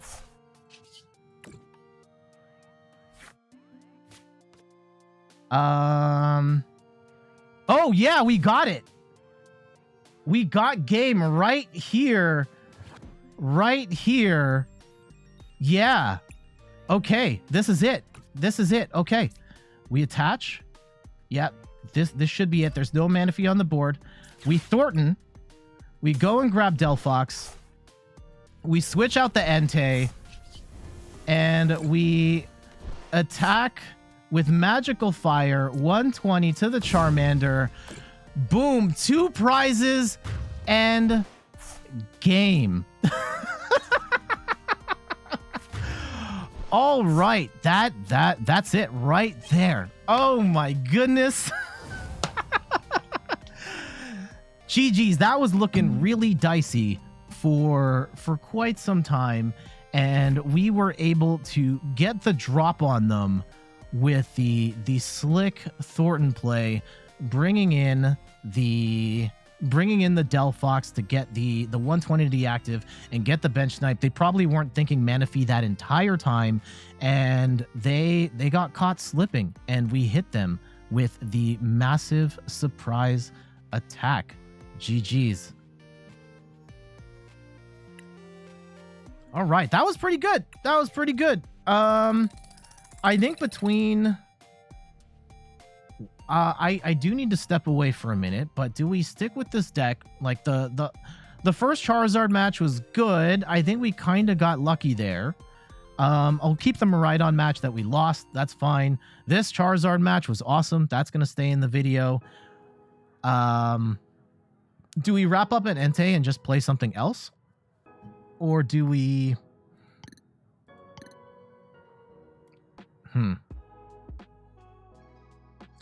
I think we wrap up. So I think that match, we'll use that as the first one. We'll put the Miraidon loss as the second one. The first match with the Charizard, we didn't get everything set up, but we still won.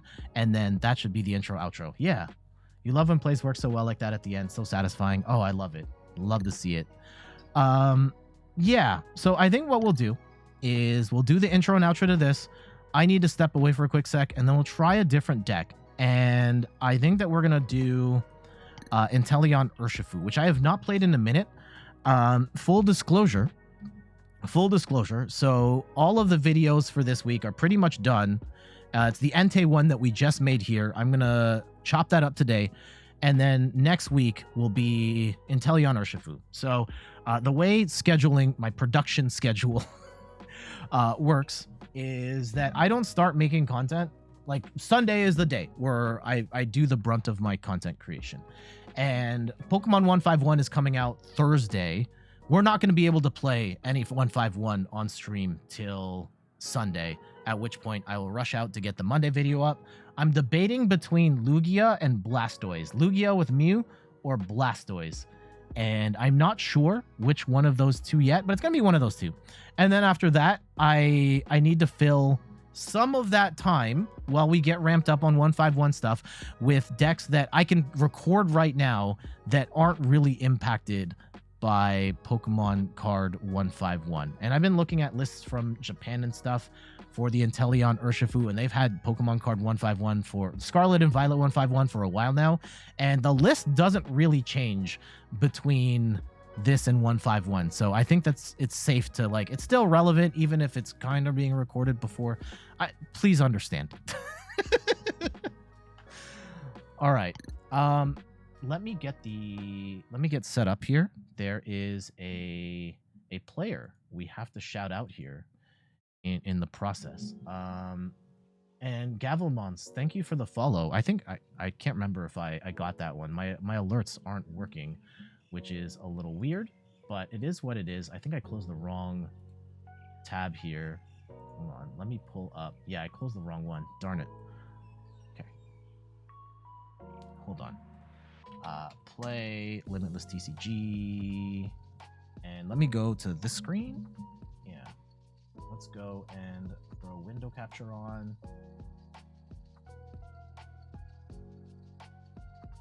And, oh, decks. No, tournaments. And we want Deck Out Monday.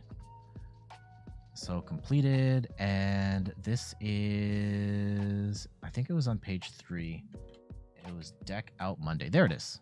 Yeah, shout outs to Iori127, who I'll make sure to credit in the beginning of this video. What's going on? I don't know. Is anyone here watching the... Let's go take a peek. Let's go take a peek at regionals while we are here. What's happening right now? Barcelona special... Well, not regionals, but Barcelona special event is happening right now as we speak. And... Oh, this is finals. Okay. Yeah, this is Masters finals. What do we got? We have Urshifu and Inteleon, which is the deck we're going to play next. Actually, that's pretty sick. Versus Gardevoir. And this is an interesting matchup because Gardevoir hits, like, the Psychic deck hits Urshifu for weakness, but Inteleon can snipe out all of the Raltses before they can get rolling here. So very curious to see how this plays out. But yeah, we're going to continue doing our thing, and we'll go from there. All right? So let's go and come back. We'll pause this. We'll come back to that a little later. Let me get hydrated. Oh, I have to turn off channel points. I'm sorry about that. Channel points have been on, right? Uh-oh, hold on. Where is my other tab? No, there. I thought I had another. Sorry about this. I am a complete mess right now. There should be another tab open. Okay, well, it's not. What was I looking for? Oh no, totally having a brain fart right now. I was gonna talk about. We're gonna start the deck profile. Yeah, we were gonna talk about Entei. Man, I'm getting old. I'm legit forgetting what I was trying to do here. Okay, we're gonna record the intro. Oh, channel points. That's it. Yeah. Man, silly me. Setting. No, viewer rewards. We'll turn this off. Channel points. Turn that off. Yeah. There we go. Okay. And I need to pull up the other tab. There we go. Okay. Actually, is it worth, now that I'm thinking about it, if we're going to cover the Inteleon deck, I don't think there's any point in us playing that deck right now until we know this person's deck list. If we're going to play this deck, we might as well play this version of the deck. So, let's not play. We'll figure something out. Ugh. Okay. Brain farts. I know this is making for horrible Twitch right now.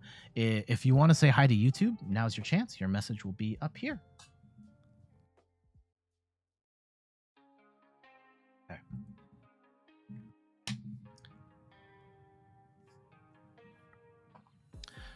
Today's a big day in the world of the Pokemon trading card game. Pokemon Scarlet and Violet 151 is out right now.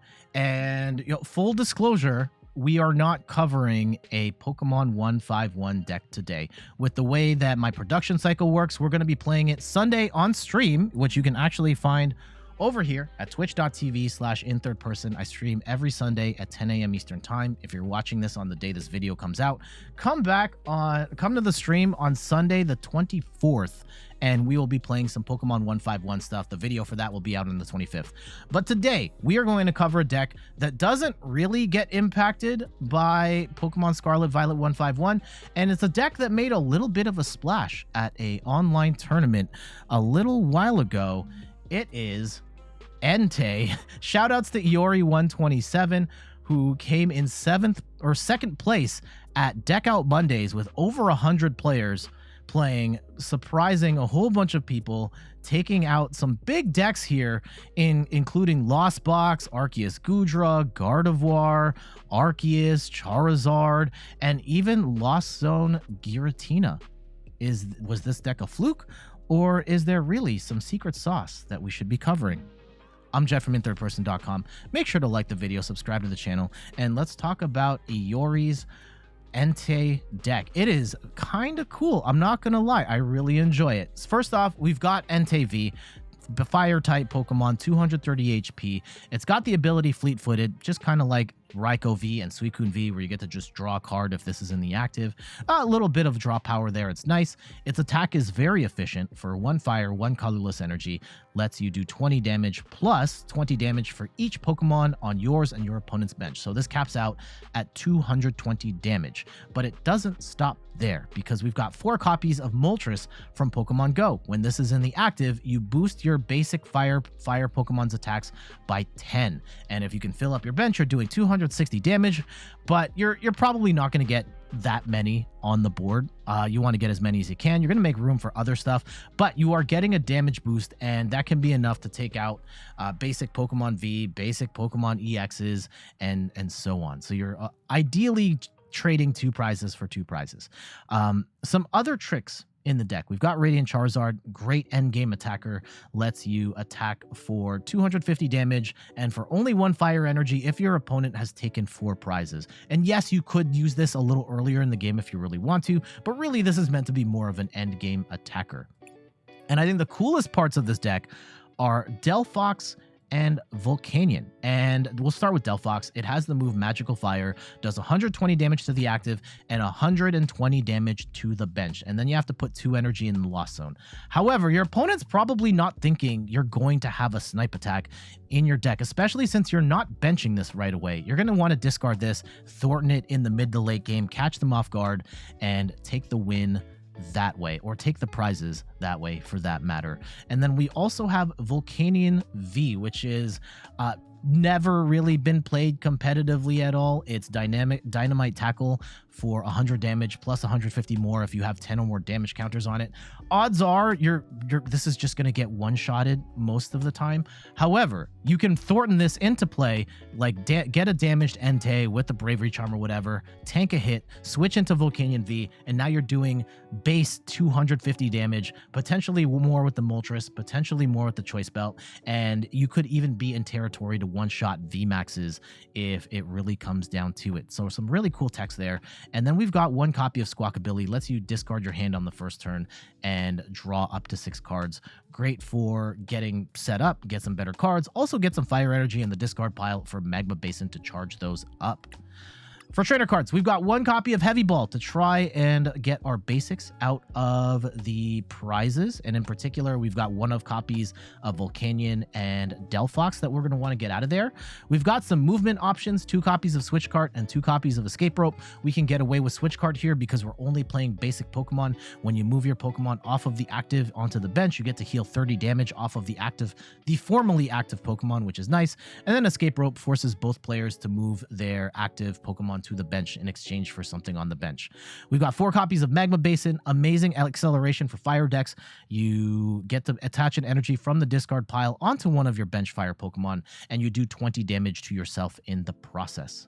1 copy of Forest Seal Stone, attach this to one of your Enteis, or technically even your Delphox or your Volcanion. Lets you grab a card from your deck of your choice, which is incredible.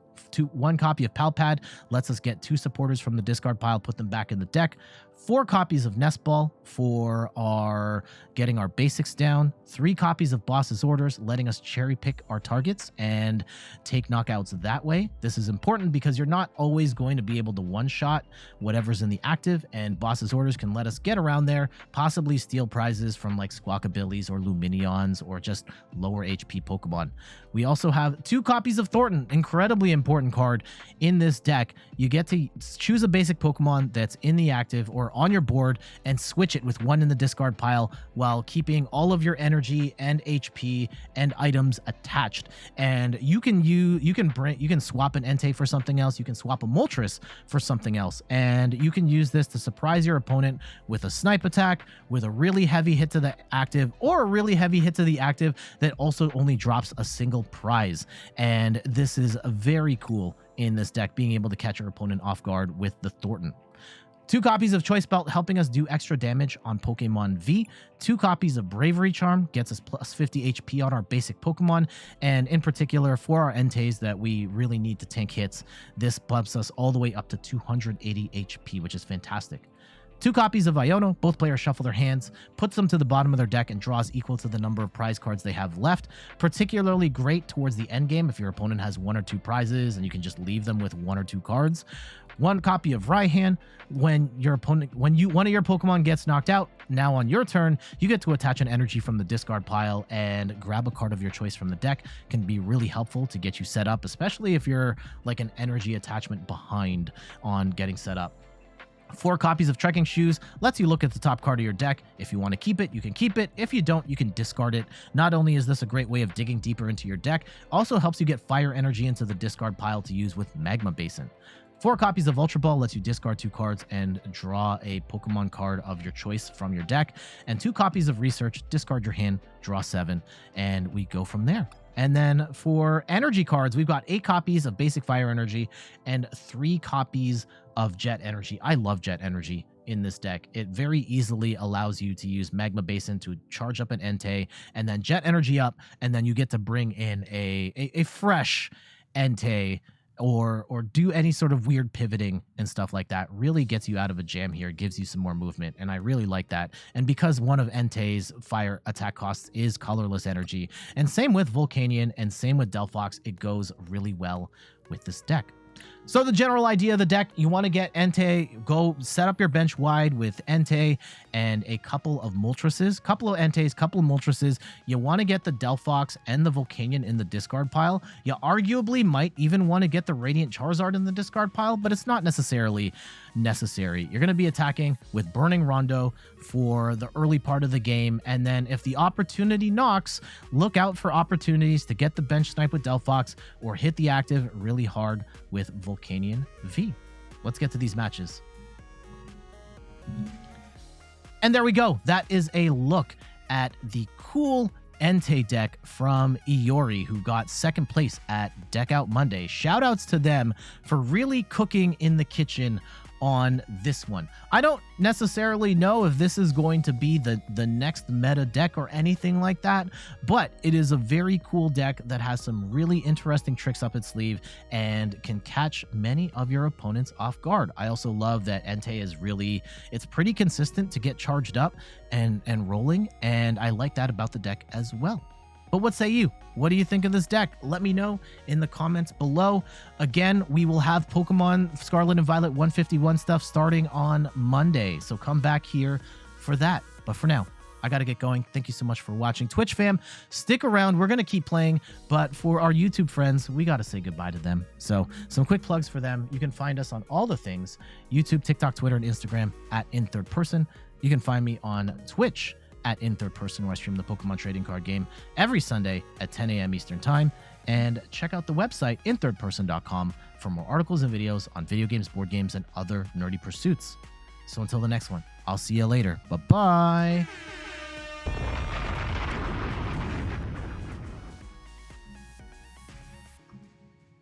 And Sonic the Ninja dropping in a code. Best of luck to whoever grabs that. I won't take it. I'm good for credits and stuff. But for anyone else that gets it, good luck. All right, now we're in a weird spot. What are we gonna play? What are we gonna play if we're not gonna do Urshifu and Teleon right now? I also need to take a bathroom. Well, oh gosh, I need to take a break. Cut that. No one saw any of that, right? I have Ice Rider Chen Pao. I saw this from Japan. We got this wacky Arceus V Union deck that has the Radiant Greninja and the Pikachu and the Mewtwo in it. Caught you online for once. Hey, Hunter, welcome. How you doing? I'm thinking maybe Ting-Lu. Are we gonna do Ting-Lu with the path? I don't think it changes in Pokemon card. There is a Hitmon. I think it's a Hitmonchan that you could put in there. I'll mention it. I'll mention it. Where is the Ting-Lu? Let's see. Ting-Lu 2, I think, is the deck with the... Yeah, we got 3 Ting-Lus. And we have the... I think this deck needs Gita. I think it would be a disservice if we only showed 1 Gita. Also, there's some wonky stuff here. Like, I like the XP share, which is good. Battle VIP pass. I think we need 1. Do I like the energy splits here? Let me go take a look. Right, I have...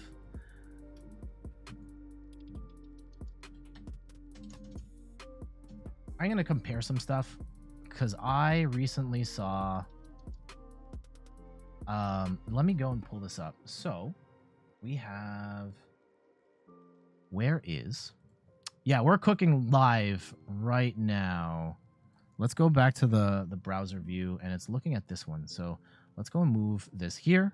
Shout outs to Pokeka Book, and they've got some paths here. Okay, 4-1 Arvin. I kind of like this one more than the one that I have. I like the 4 judge, or the 2 judge. The 4 research I like. How about this one? I like the pickaxe. The pickaxe is really good because acceleration is so hard for this deck. Okay, 4-2. We're not. I think we have to show the Path to the Peak variant. This one has Gita in it. Did the first two have Gita? No, they don't have Gita. I think we have to show a Gita, though. The plot thickens like Charles Dickens. How do we squeeze Gita into this list? This one has 4 Iono in it. I wouldn't play 4 Iono. 2 ropes, 1 switch cart. I would probably flip those around. What do we want to use as a base? And then I would put, 12 energy. Okay. I think let's work with this one as a starting point. And this is kind of how I, for the most part, like sometimes I'll have ideas and I'll make it work from scratch, but oftentimes I'm looking at other lists, Limitless or lists from Japan, and seeing what I like, what I don't like. And let's see what they have here. So they've got 4 Tinglu, and I think we'll go 4 Tinglu. That feels fine. 2 Koraidon. Yeah, you kind of have to have 2. Why did I have only 1 on this? Manaphy we can take out. Man, who cares? I mean, yes, they could snipe the Soul Rock and the Lunatone, but I understand why you would take that out. We got 1 Squawkabilly, 2-2, 1. They don't run. They only run 1 Halucha. That feels cap. I guess there are times. Yeah. Okay, I'll go for 1 Halucha. I will roll with you on that. I don't know how I feel about it though. 2 copies of Boss, 2 Heavy Ball. They have no Heavy Ball in this list. Okay. I prefer 2 Switch Cart and 1 Rope. Yeah. Let's go for Research. And I will go. I don't think we have. Okay, in the deck 1. This is one of the wacky ones. Hold on. I think I have like a billion different Professor's Researches in this deck. Yeah. Okay. So what we're going to do, for the sake of editing this later, I will just make... Okay, we got 4 Research there. That's good. Making for some. What do you think of the Charizard? Which version of Charizard? There's lots of versions of Charizard at this point. And the best performing one is not the one that everyone's playing online right now. Super Rod. Yeah, we can take that out. I would not go for Iono, though. The deck we are referencing right now has 4 Iono. I prefer a 2-2 split of 2 Iono, 2 Judge. That's fine. 2 Rope. I think I would prefer 2 Switch Cart. 4 Gutsy Pickaxe. Yep. 2 Bravery Charms, 1 XP Share.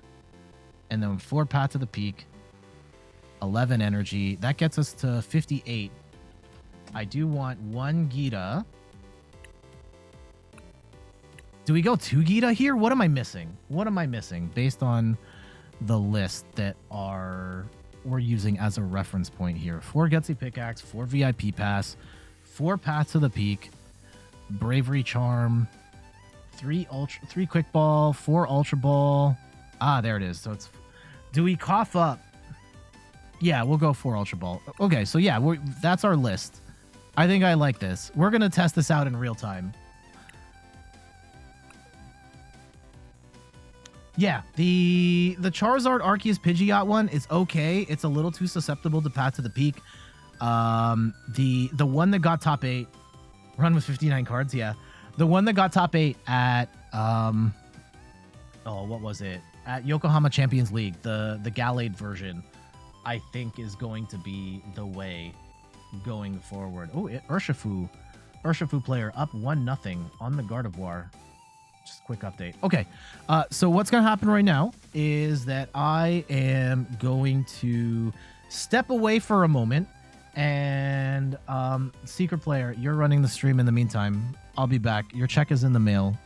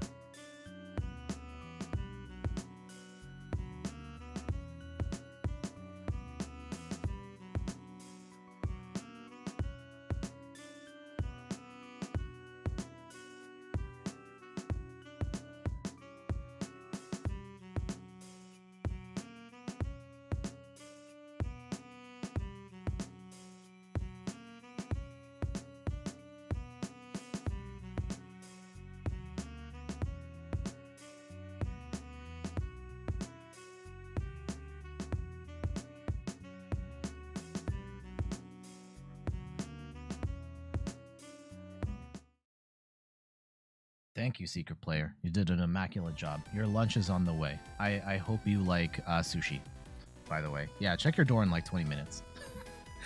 The one thing I'm thinking about here, as we are cooking this Tinglu Path deck, is that do we go double Gita? Do we go double Gita for a better chance at energy acceleration here, or is that too much relative to what we already have? Because I'm thinking, like, do we really need 4 Ultra Balls? If we've got the VIP passes plus the Nest Ball, would we get more value out of a second Gita? I think I'm willing to try it. Let's go and get a second Gita here.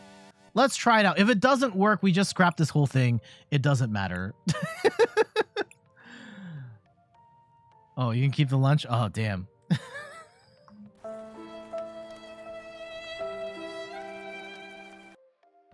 TCG grading. Okay. Does anyone here have any graded cards or graded their cards before? I have some cards I've considered grading. I just haven't gotten around to it, and I don't know if I ever will. I've seen some horror story. Like, I just saw one video on Reddit of someone who got their Shining Fates Charizard back, and it just, like, snapped in half in the mail, like, in the plastic case, and absolutely heartbreaking. The idea of having to mail it away and then get it back freaks me out. So I don't know if I'm comfortable with that. Oh, thank you, Secret Player, for reminding me the points should be back on now. And I can go and test that so nobody wastes their points in the meantime. Let's go and see if we get a shiny Snorlax. No, never get a shiny Snorlax. I don't think I'm ever going to get a shiny Snorlax. Okay, so our opponent is... Our opponent's going first. Unfortunately, we're going to have to get rid of 2 Paths of the Peak here. This kind of sucks. Yeah, we have to get rid of the Paths to the Peak because we need to get set up before we can even get the Path Lock in. And hopefully we haven't prized Squawkabilly. I also feel like we should have a heavy ball for moments like this. Like if we had prized the Squawk. Anyway, we're going to roll with it and see what we end up with right now. But yeah, having to get rid of 2 Paths to the Peak just to start playing the game feels kind of miserable.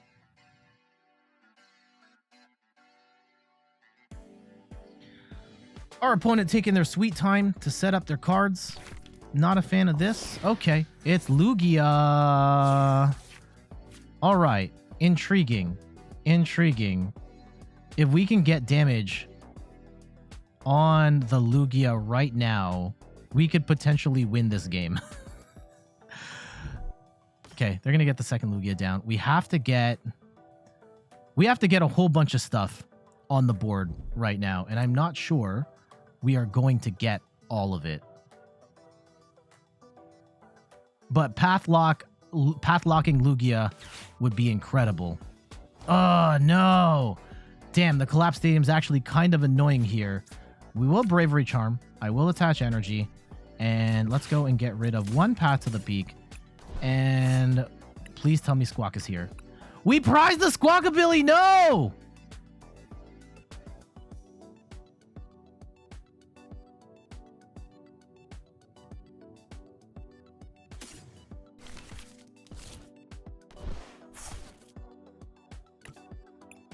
I'm just going to leave. Ugh.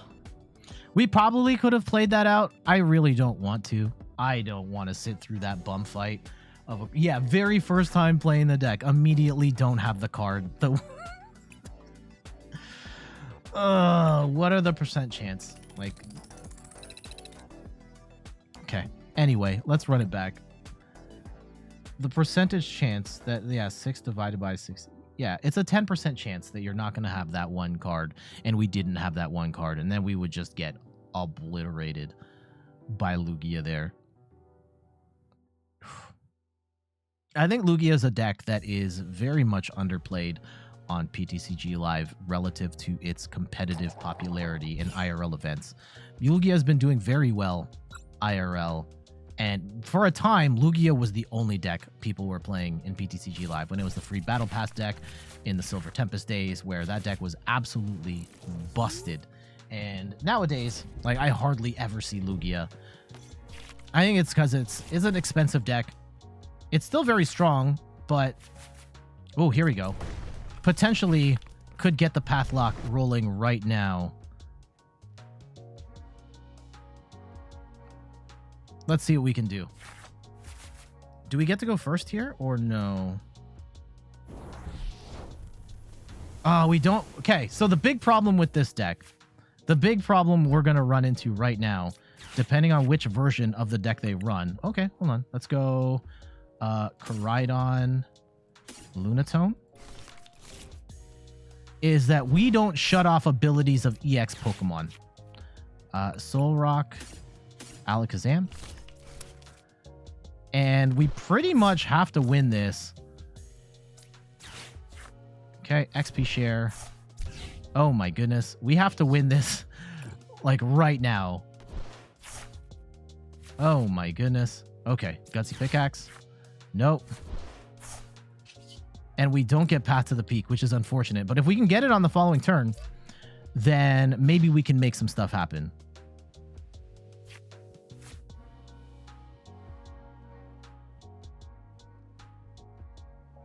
Yeah, we have to Iono here. They're going to get the Arceus down.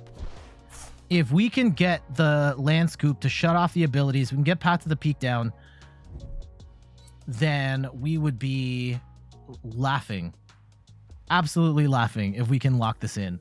I don't know if we're going to be able to. Ooh, they're going to go preemptively play Shock. I don't agree with that. I don't agree with that. Now we just Iono those cards away. Right? Yeah, they're 2 Charizards. Those are going straight to the bottom.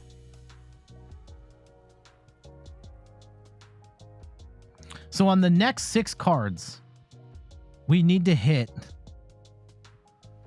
We need to hit an energy. Would like to hit... Oh, man. Now we're going to need some more stuff. Okay.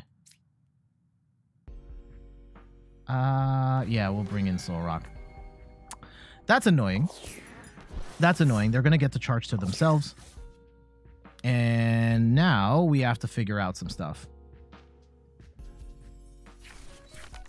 Was not anticipating Escape Rope right there. Absolutely not. Let's go and we get energy. That's good. That's good. And we Iono away. We need a switch. A switch and ideally Path. Switch Path. We get one of those 2. I will Bravery Charm up, and I will play Path to the Peak. And hopefully they do not have a bump to Path to the Peak right now, and we can still do it. As long as they don't get Charizard... No!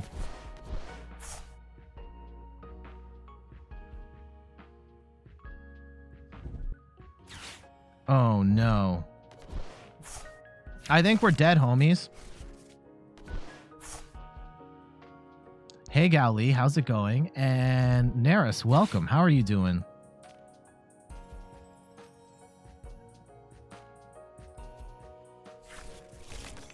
This is profoundly annoying.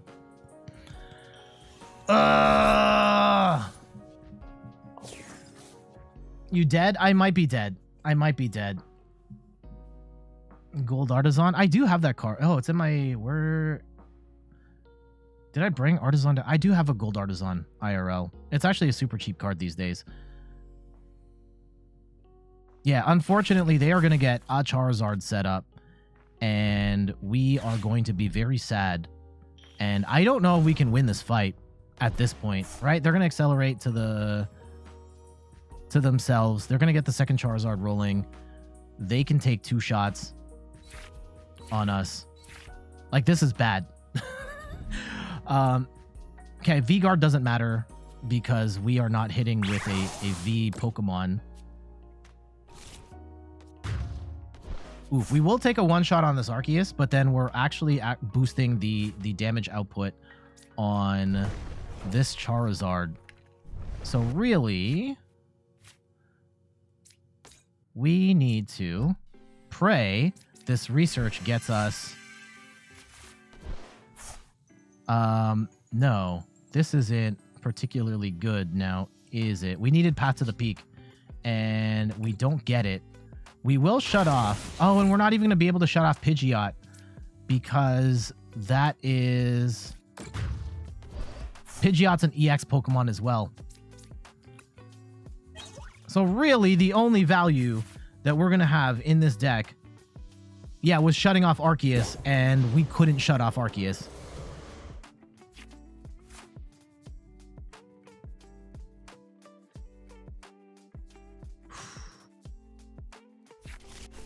This feels terrible. Manaphy's actually not a bad target because we can whittle that down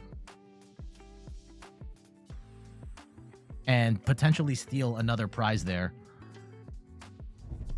Now, we are going to get Iono'd. Potentially into Path to the Peak. How? There's Path, but it might be too late. Like, at this point, what?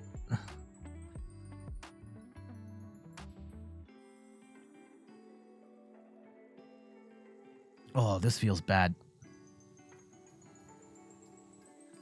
Okay, at least they're not one-shotting us. Like, this game isn't guaranteed over yet. Oh, man, if they have Rare Candy right now and they go into Pidgeot or go into Charizard right now, then we're probably screwed. Oh, golly. Did y'all know the Beastie Boys... That song is not what you think that song is about.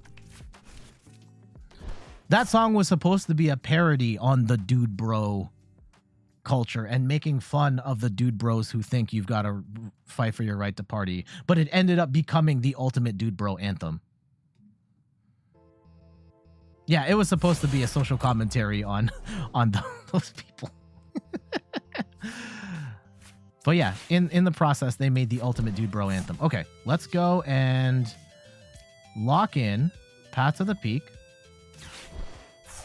And we will move... Can we move... Can we afford to move damage onto... Let's go and research first.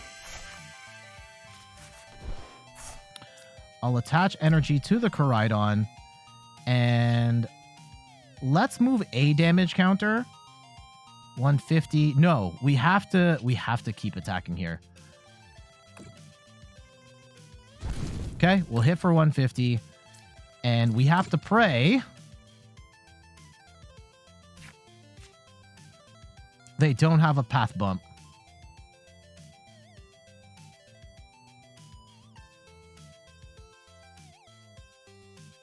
Also, we're also in big trouble here because we don't have another attack. We don't have a third attacker here. And yeah, failing successfully. Yeah, it ends up becoming one of their biggest songs of all time, even though the message is completely lost on people. Also, did y'all know that Outkast's Hey Ya is also supposed to be a sad song?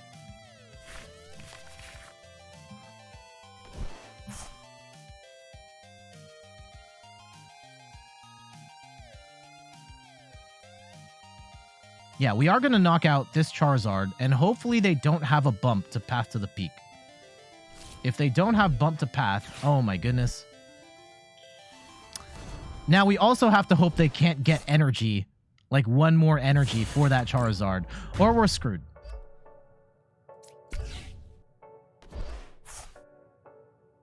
Because now they're going to one-shot the Koraidon. We're probably not going to... I guess the argument could be made. Do we boss this one up? No. I think we play this straight and we pray that we can get... No, we're not going to get what we need here. Okay, 220. I think we can move some damage, though. At this point, we can. 220. Yeah, we can move these two over, and then we just attack with Koraidon for 220. We'll take the knock, but like, if they have fire energy here, we're just dead.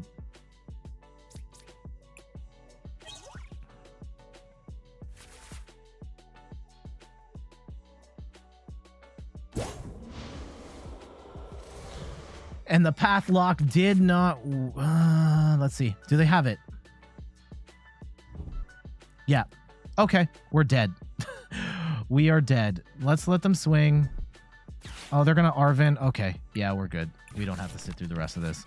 And the vacuum, too. I mean, they had good answers to Path to the Peak. This is not... I think the problem with Ting-Lu... not being able to shut off EXs is a glaring problem with Ting-Lu, especially as like the way that the meta is shifting. We are getting very much to a point where EXs are becoming the dominant way of playing the game. And if we can't shut those off, then we're just kind of garbage all around. And yeah, the Path to the Peak is a nice... is potentially a nice workaround, but I don't know if this is going to be enough. I don't know if we're going to be able to squeeze a video out of this. At least with the matches that we're going to play in the next couple of minutes. I see there's a spider on a web very slowly descending. I can't reach it right now. Oh, they let us go first. Okay.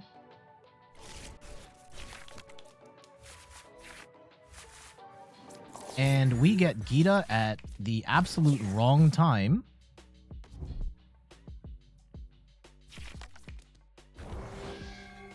Oh, no, not Spiritomb. Literally the one card that we did not want. Oh, this shuts off Pokemon V. Okay, yeah, EXs are fine. EXs are fine. Let's go and... attach, bring Ting-Lu in, and we will squawk away our hand. All right. We get the Bravery Charm. Yeah, let's go and put that on the Koraidon. And we will go Accelerate 2 energy. Unfortunately, we don't get our Path Lock in at all. We're like nowhere near the Path Lock. And we have 3 Professor's research in hand. We're going to have to get rid of like a whole bunch of our draw support here, which is absolutely awful. And we are up against Lost Box, which is not good. This is not a good matchup for us in the slightest. Now, we can turn off the comp phase, and that could be good if we can slow them down enough so that they can't get Giratina rolling. That could be what we need to make this a game. Yeah, it's not a great matchup, but it's not the worst matchup. I don't think it's as bad as Charizard.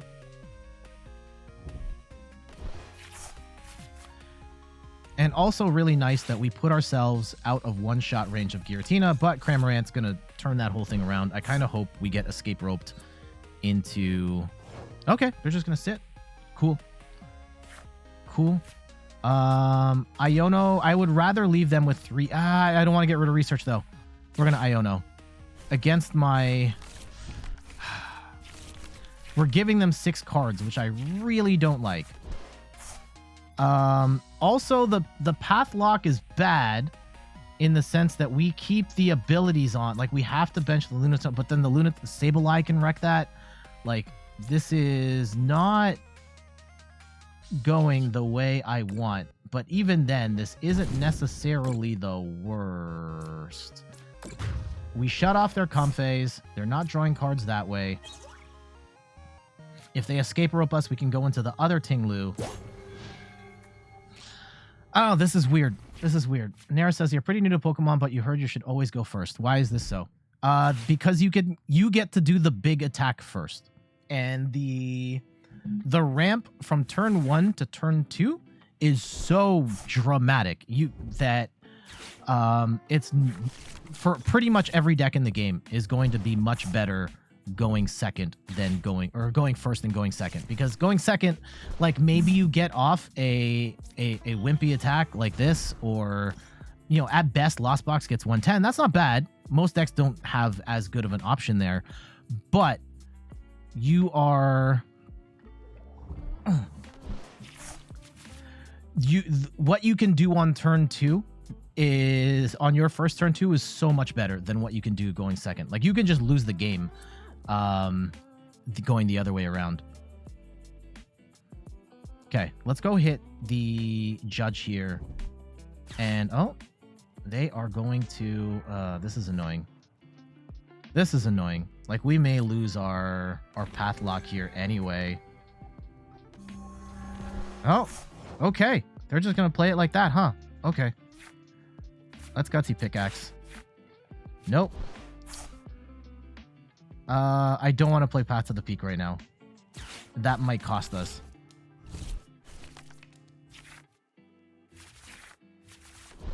Yeah, that's gonna cost us a little bit here. Let's go and shut off. We'll put the Soul Rock in, and we're gonna hit for 120.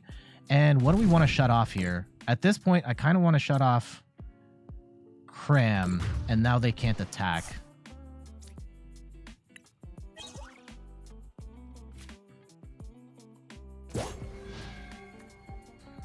Hopefully they don't have Colress in hand. Oh, and they're probably just going to bring in the fresh Comfey. That's annoying. I hope they're stuck. Please tell me they're stuck. We should have played Path to the... Well, how were we to know that we were going to get the Soul Rock on the next... It's a gamble. It's a gamble. You just watched TCG special event, Inteleon VMAX with Urshifu 1. GG's. I was going to play that right now, and then I saw it was in the finals, so like we'll just wait to play the winning list. And we get the win. GG's, taking out top tier Giratina with a really ugly match there. I don't know if there's much anything. I don't even think we'll show this in a video, but we were able to shut off the Comfeys and get them. Yeah, we just slowed down their deck just enough that they said, nah fam, we're good. GG's. And Wuzzy, what up? Depending on the cards you get for turn 1. To be fair, Inteleon did draw well. I mean, like, Sphenex drawing well. Every deck that wins probably drew well for the most part. So, I don't know. Like, yeah, that's going to be a factor, but, like, you could kind of say that about anyone that won, right? 4 Yuga Loops in 2 games. Yeah, that's pretty awesome. See, now that's what I'm talking about as far as like, hey, this is how the game went. Yeah, drawing well is just like, well, any deck that drew well is probably going to win, but hitting 4 Yoga Loops in 2 games that's massive. Our opponent's going to go first. Okay.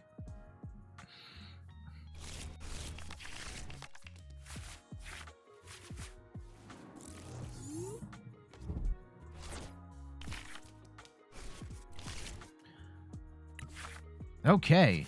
Oh, that sucks.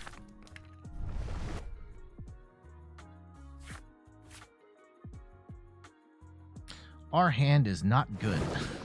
Chen Pao. Interesting. Okay. This is a deck that we should be able to beat. If we can get set up, we should be able to beat this deck. We shut off all the abilities, and then we just laugh. Right? And we can even lock in Path to the Peak to make it more hilarious. Theoretically. Now, if we can't, then we will die a miserable death. And especially since we had to bench the Halucha first, which is horrible. Absolutely horrible start. Okay. Let's see. Let's see how we can recover here. I think the play is Ting-Lu Squawkabilly. We'll play the Gutsy Pickaxes. Hopefully we get some energy there. There's even the potential for a turn 1 donk. You wonder, would new Scoop Up be good? Like mini Scoop Up works only on Pokemon with max HP under 90, no damage counters on them. And they're gonna play double Frigabacks. That's a good idea. I don't know if we're gonna see that kind of card going. Scoop Up Net was such a problem in the Sword and Shield era, and I mean there are scoop cards, but they're all supporter based. And okay, can we hit? No, that's bad. That's okay. Koraidon. Yeah. Nest Ball, damn it. Okay. We're unfortunately not going to get the turn 1 donk here. I am absolutely mortified.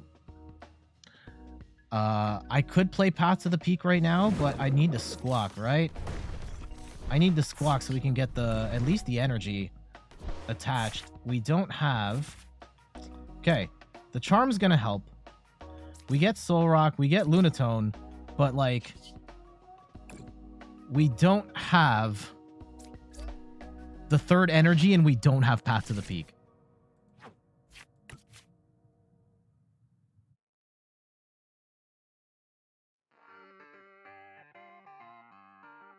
I am not impressed by this at all.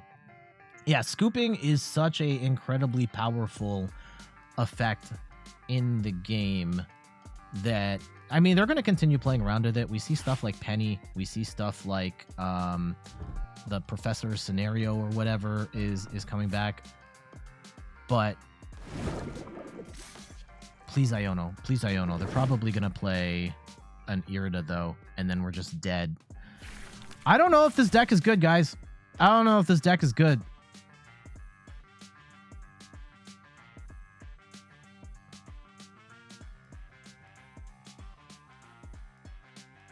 If they don't have the Baxcalibur right now, we might have a chance.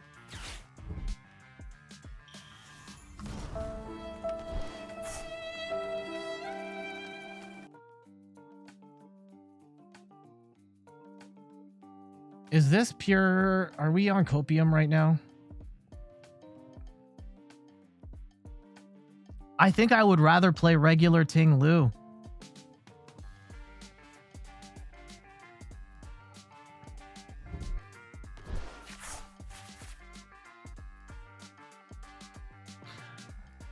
Yeah, getting stuck with the Halucha, having to get rid of the Pass to the Peak. Now we have the Soul Rock Lunatone. We don't have energy. We don't have no draw support.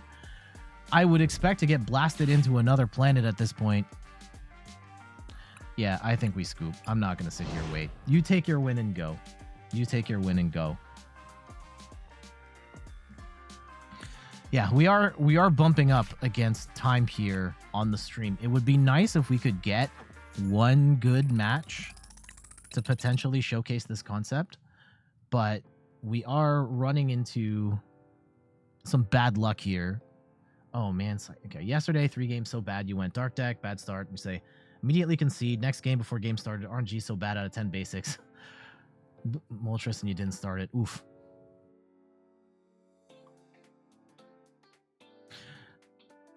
I will say, like, we've had a couple, the last few streams have been very rough for us. And up until before then, we were playing Entei. I thought Entei actually did really well. All things considered, RNG was mostly on our side. This Koraidon business, though, with the path, I think this deck is trying to do too much.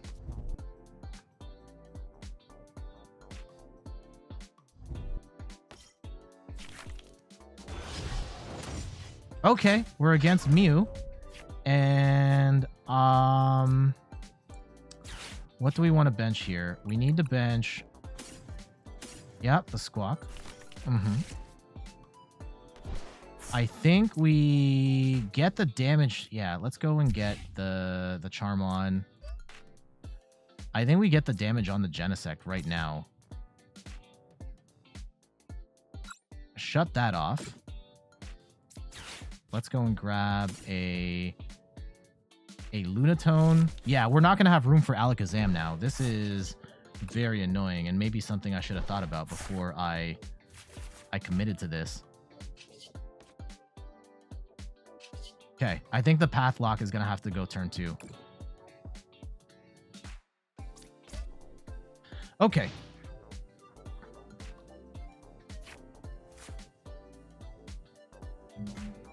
Hopefully, they do not get a turn 1 donk on this go round. And we can get a Soul Rock into play. And... Okay, they got the Oricorio. Interesting tech. Interesting tech. Draw up. Don't get the Meloetta down. Don't get the Meloetta down. Don't Iono. They're going to get something down. I would probably, yeah, I'd go Meloetta at this point or a second Mew. Yeah, Mew's fine.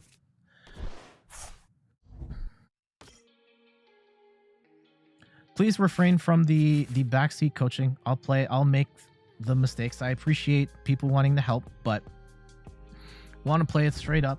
And also in the videos, I mean, it's not, I'm going to lose either way. People are going to tell me I suck, whether I show all the videos of me winning.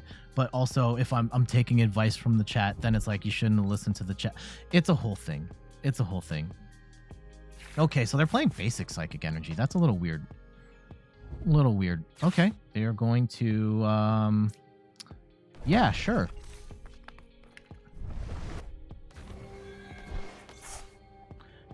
You should play more to get better. It's okay. It's okay. You know now. I think it's also one of the rules in the chat. It's fine. Okay, they're going to go and energy accelerate. So DTE Mew. What can we do against DTE Mew? If we can get the path lock in, the double whammy. I don't want to Iono right now. Let's go and throw down Path to the Peak.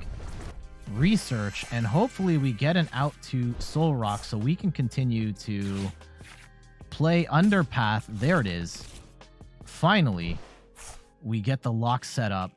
We're only hitting for 100 here, which sucks, but now we can go shut off another Genesect.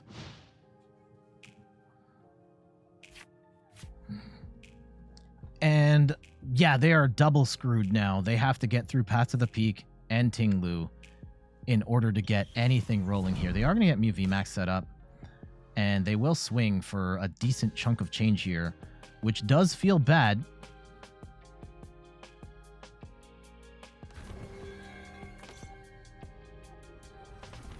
And we may want to hold on to the Alakazam. How long is the Pathlock going to hold out?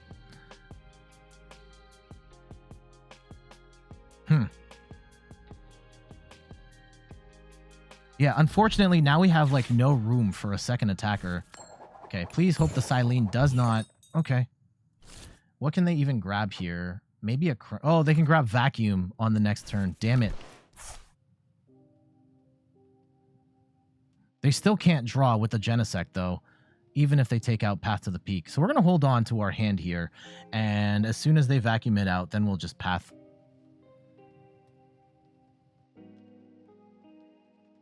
Yeah, only doing 100 damage to Mew VMAX, though, feels terrible.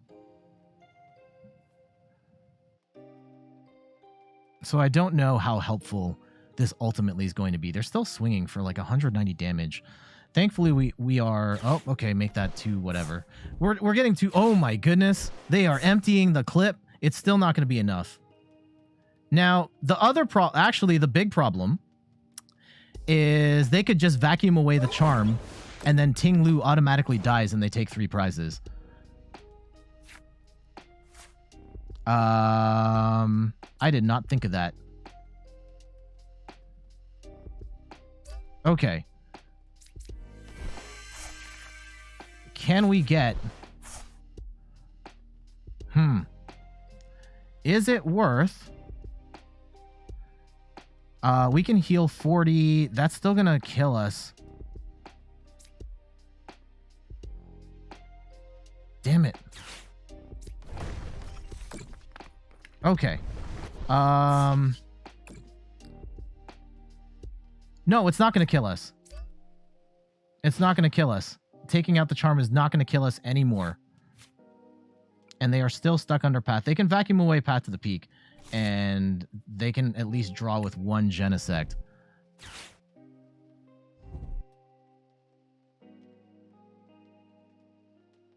Yeah. I would rather give them that. Unfortunately, this Miraidon is weak to Psychic, and that's just going to get one-shotted. But right now, that's our only real attacker. And they are gonna... okay, we'll give them the Soul Rock. We have that in hand, so we can get the Pathlock back in. But this is looking very grim for us. I don't think we're going to win, guys.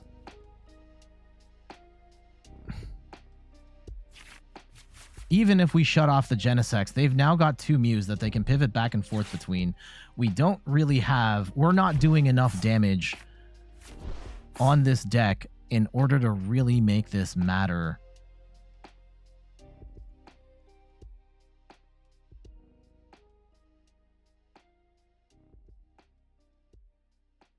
How do we get around this? How do we get around this? Do we just play the Alakazam and just say forget Path to the Peak and we're just going to play Ting Lu straight up?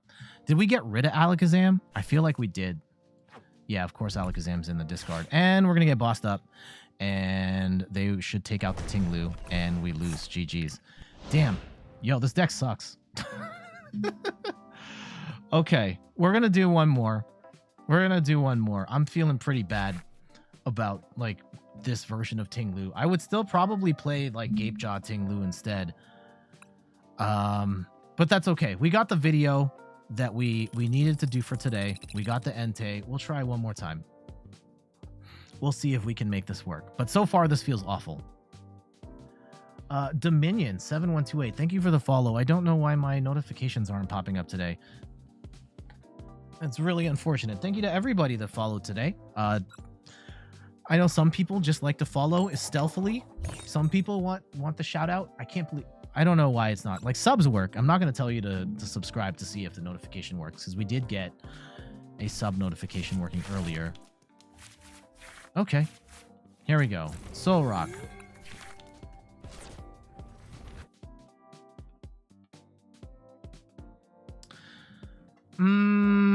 We've got 2 VIP pass, which is nice.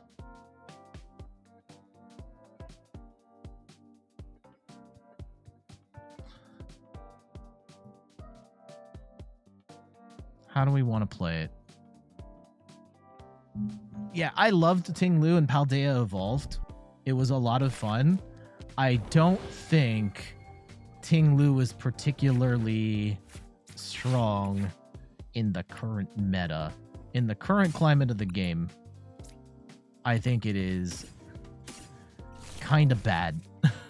Okay, so we get the Koraidon Lunatone, I think.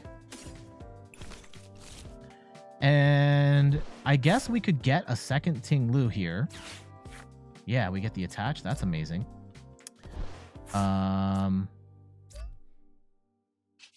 We can hard retreat into Ting Lu. Oh, they just scoop! There it is! Go to deck!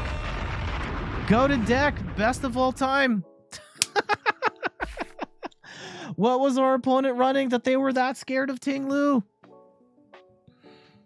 We're never gonna know. We're never gonna know. We'll take it. I don't know if it's worth putting any more time into Ting Lu at this point. I mean, if it's Kirlia, then they can just go into Gardevoir, and you can't shut off the Gardevoir. I mean, maybe it's Kirlia. It could be Charizard with the Arceus, but I don't know. We'll take it. I mean, I'll take a win, even if we can't use it for the video or anything. I think Ting Lu's bad. I love Ting Lu. I really enjoyed playing this version of the deck in the Paldea Evolve 4. I know it didn't have Gita. That's a change I just made. But I think it is too underpowered in the current climate. It's not doing enough damage. Even if you're playing stuff like Grant to try and get your damage up, it's still awkward to set up.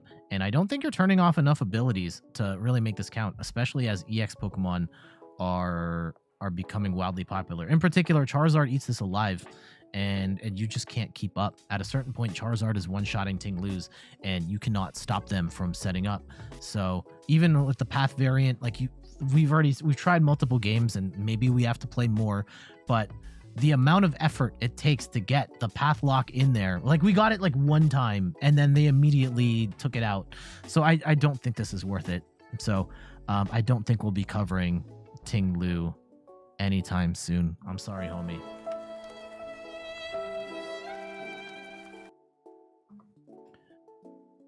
So yeah, I think we'll go. I think we had a very good run with Entei. We got some good matches. That video will actually be up on Friday. So the schedule for this week, it's going to be the Miraidon. It's a Miraidon video on Monday. It's going to be the Sagen Park build, which Jesse Parker also used. Dominion, you have issue test option doesn't work. I don't know what you mean by that. Like, I can just try testing right now. And what's the error you get? Do you have 60 cards in your deck? Do you have... Oh man, this is probably going to count as a... In PTCGO, if you were testing your deck against the computer and you scooped early, it counted that as a loss. It's probably going to count because it's PTCG live. It's fine. Yeah, like what is the error you're getting? Here, I'll go and take out a card.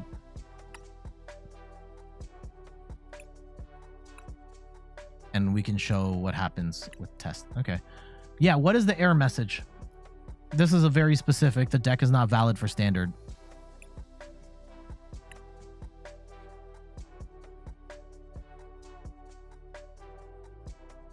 The game doesn't start, like, at all? That I don't know. You will have to reach out to Pokemon on that. I have no idea how to... And also, I have no idea how to solve that type of stuff. I'm sorry.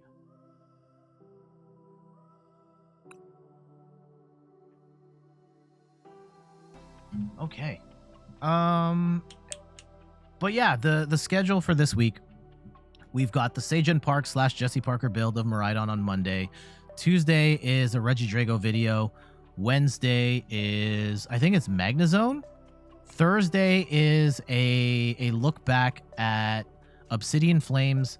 Friday is going to be the Entei that you guys just watched. So if you want to skip it because you've seen what happens, that's fine. And then next week I'm doing a new segment, something that we haven't done on the channel. That's going to be up on probably Thursday. Tuesday is probably going to be like a recap on all the new cards. And then we'll start some Pokemon 151 stuff. Starting on Monday, it's either going to be Blastoise or Lugia with Mew. And yeah, Mew is going to be like every deck. You just put one Mew and you're good. All right. But for now, let's go and do some shout outs. Thank you to everybody in the chat. Dominion, Svenax, Neris, Secret Player, Gao Li. Who else was in the chat? I'm just scrolling up. Hunter, Sonic the Ninja, thank you for dropping by. Thank you for the code. I don't know which one of you got it, but whoever did, congrats. Mies Pianal, welcome. Secret Player, Raguba, Gavelmoose, Video Game House, Skills. Just reading up the chat. Rick. Who else was in here? JF Raptor, Ghost Ryan, Itzy Pininer, thank you for dropping by. Rubik's Cube, JF Raptor, thank you for the sub. Spud MC 99, thank you for dropping by. Thank you to Dominion, Gavelmonts, Marcel Strange, Cavalets, A Decent Cup of Coffee, Ryle 33420, Sean Alexi, thank you for the follows. JF Raptor, thank you for renewing your sub, 35 months. Captain Trav, thank you for the follow. Spud MC 99, Tan Lloyd, Hamgar MX, Call Me Niz. Oh, these are all like the older ones. Thank you all for the follows. Much appreciated. But for now, I gotta get going. Thank you so much for watching. Some quick plugs before we go. You can find me on all the things: YouTube, TikTok, Twitter, and Instagram at In Third Person. You can find me on Twitch at In Third Person, where I stream the Pokemon trading card game every Sunday at 10 a.m. Eastern Time. And check out the website, inthirdperson.com, for more articles and videos on video games, board games, and other nerdy pursuits. So until the next one, I'll see you later. Bye-bye.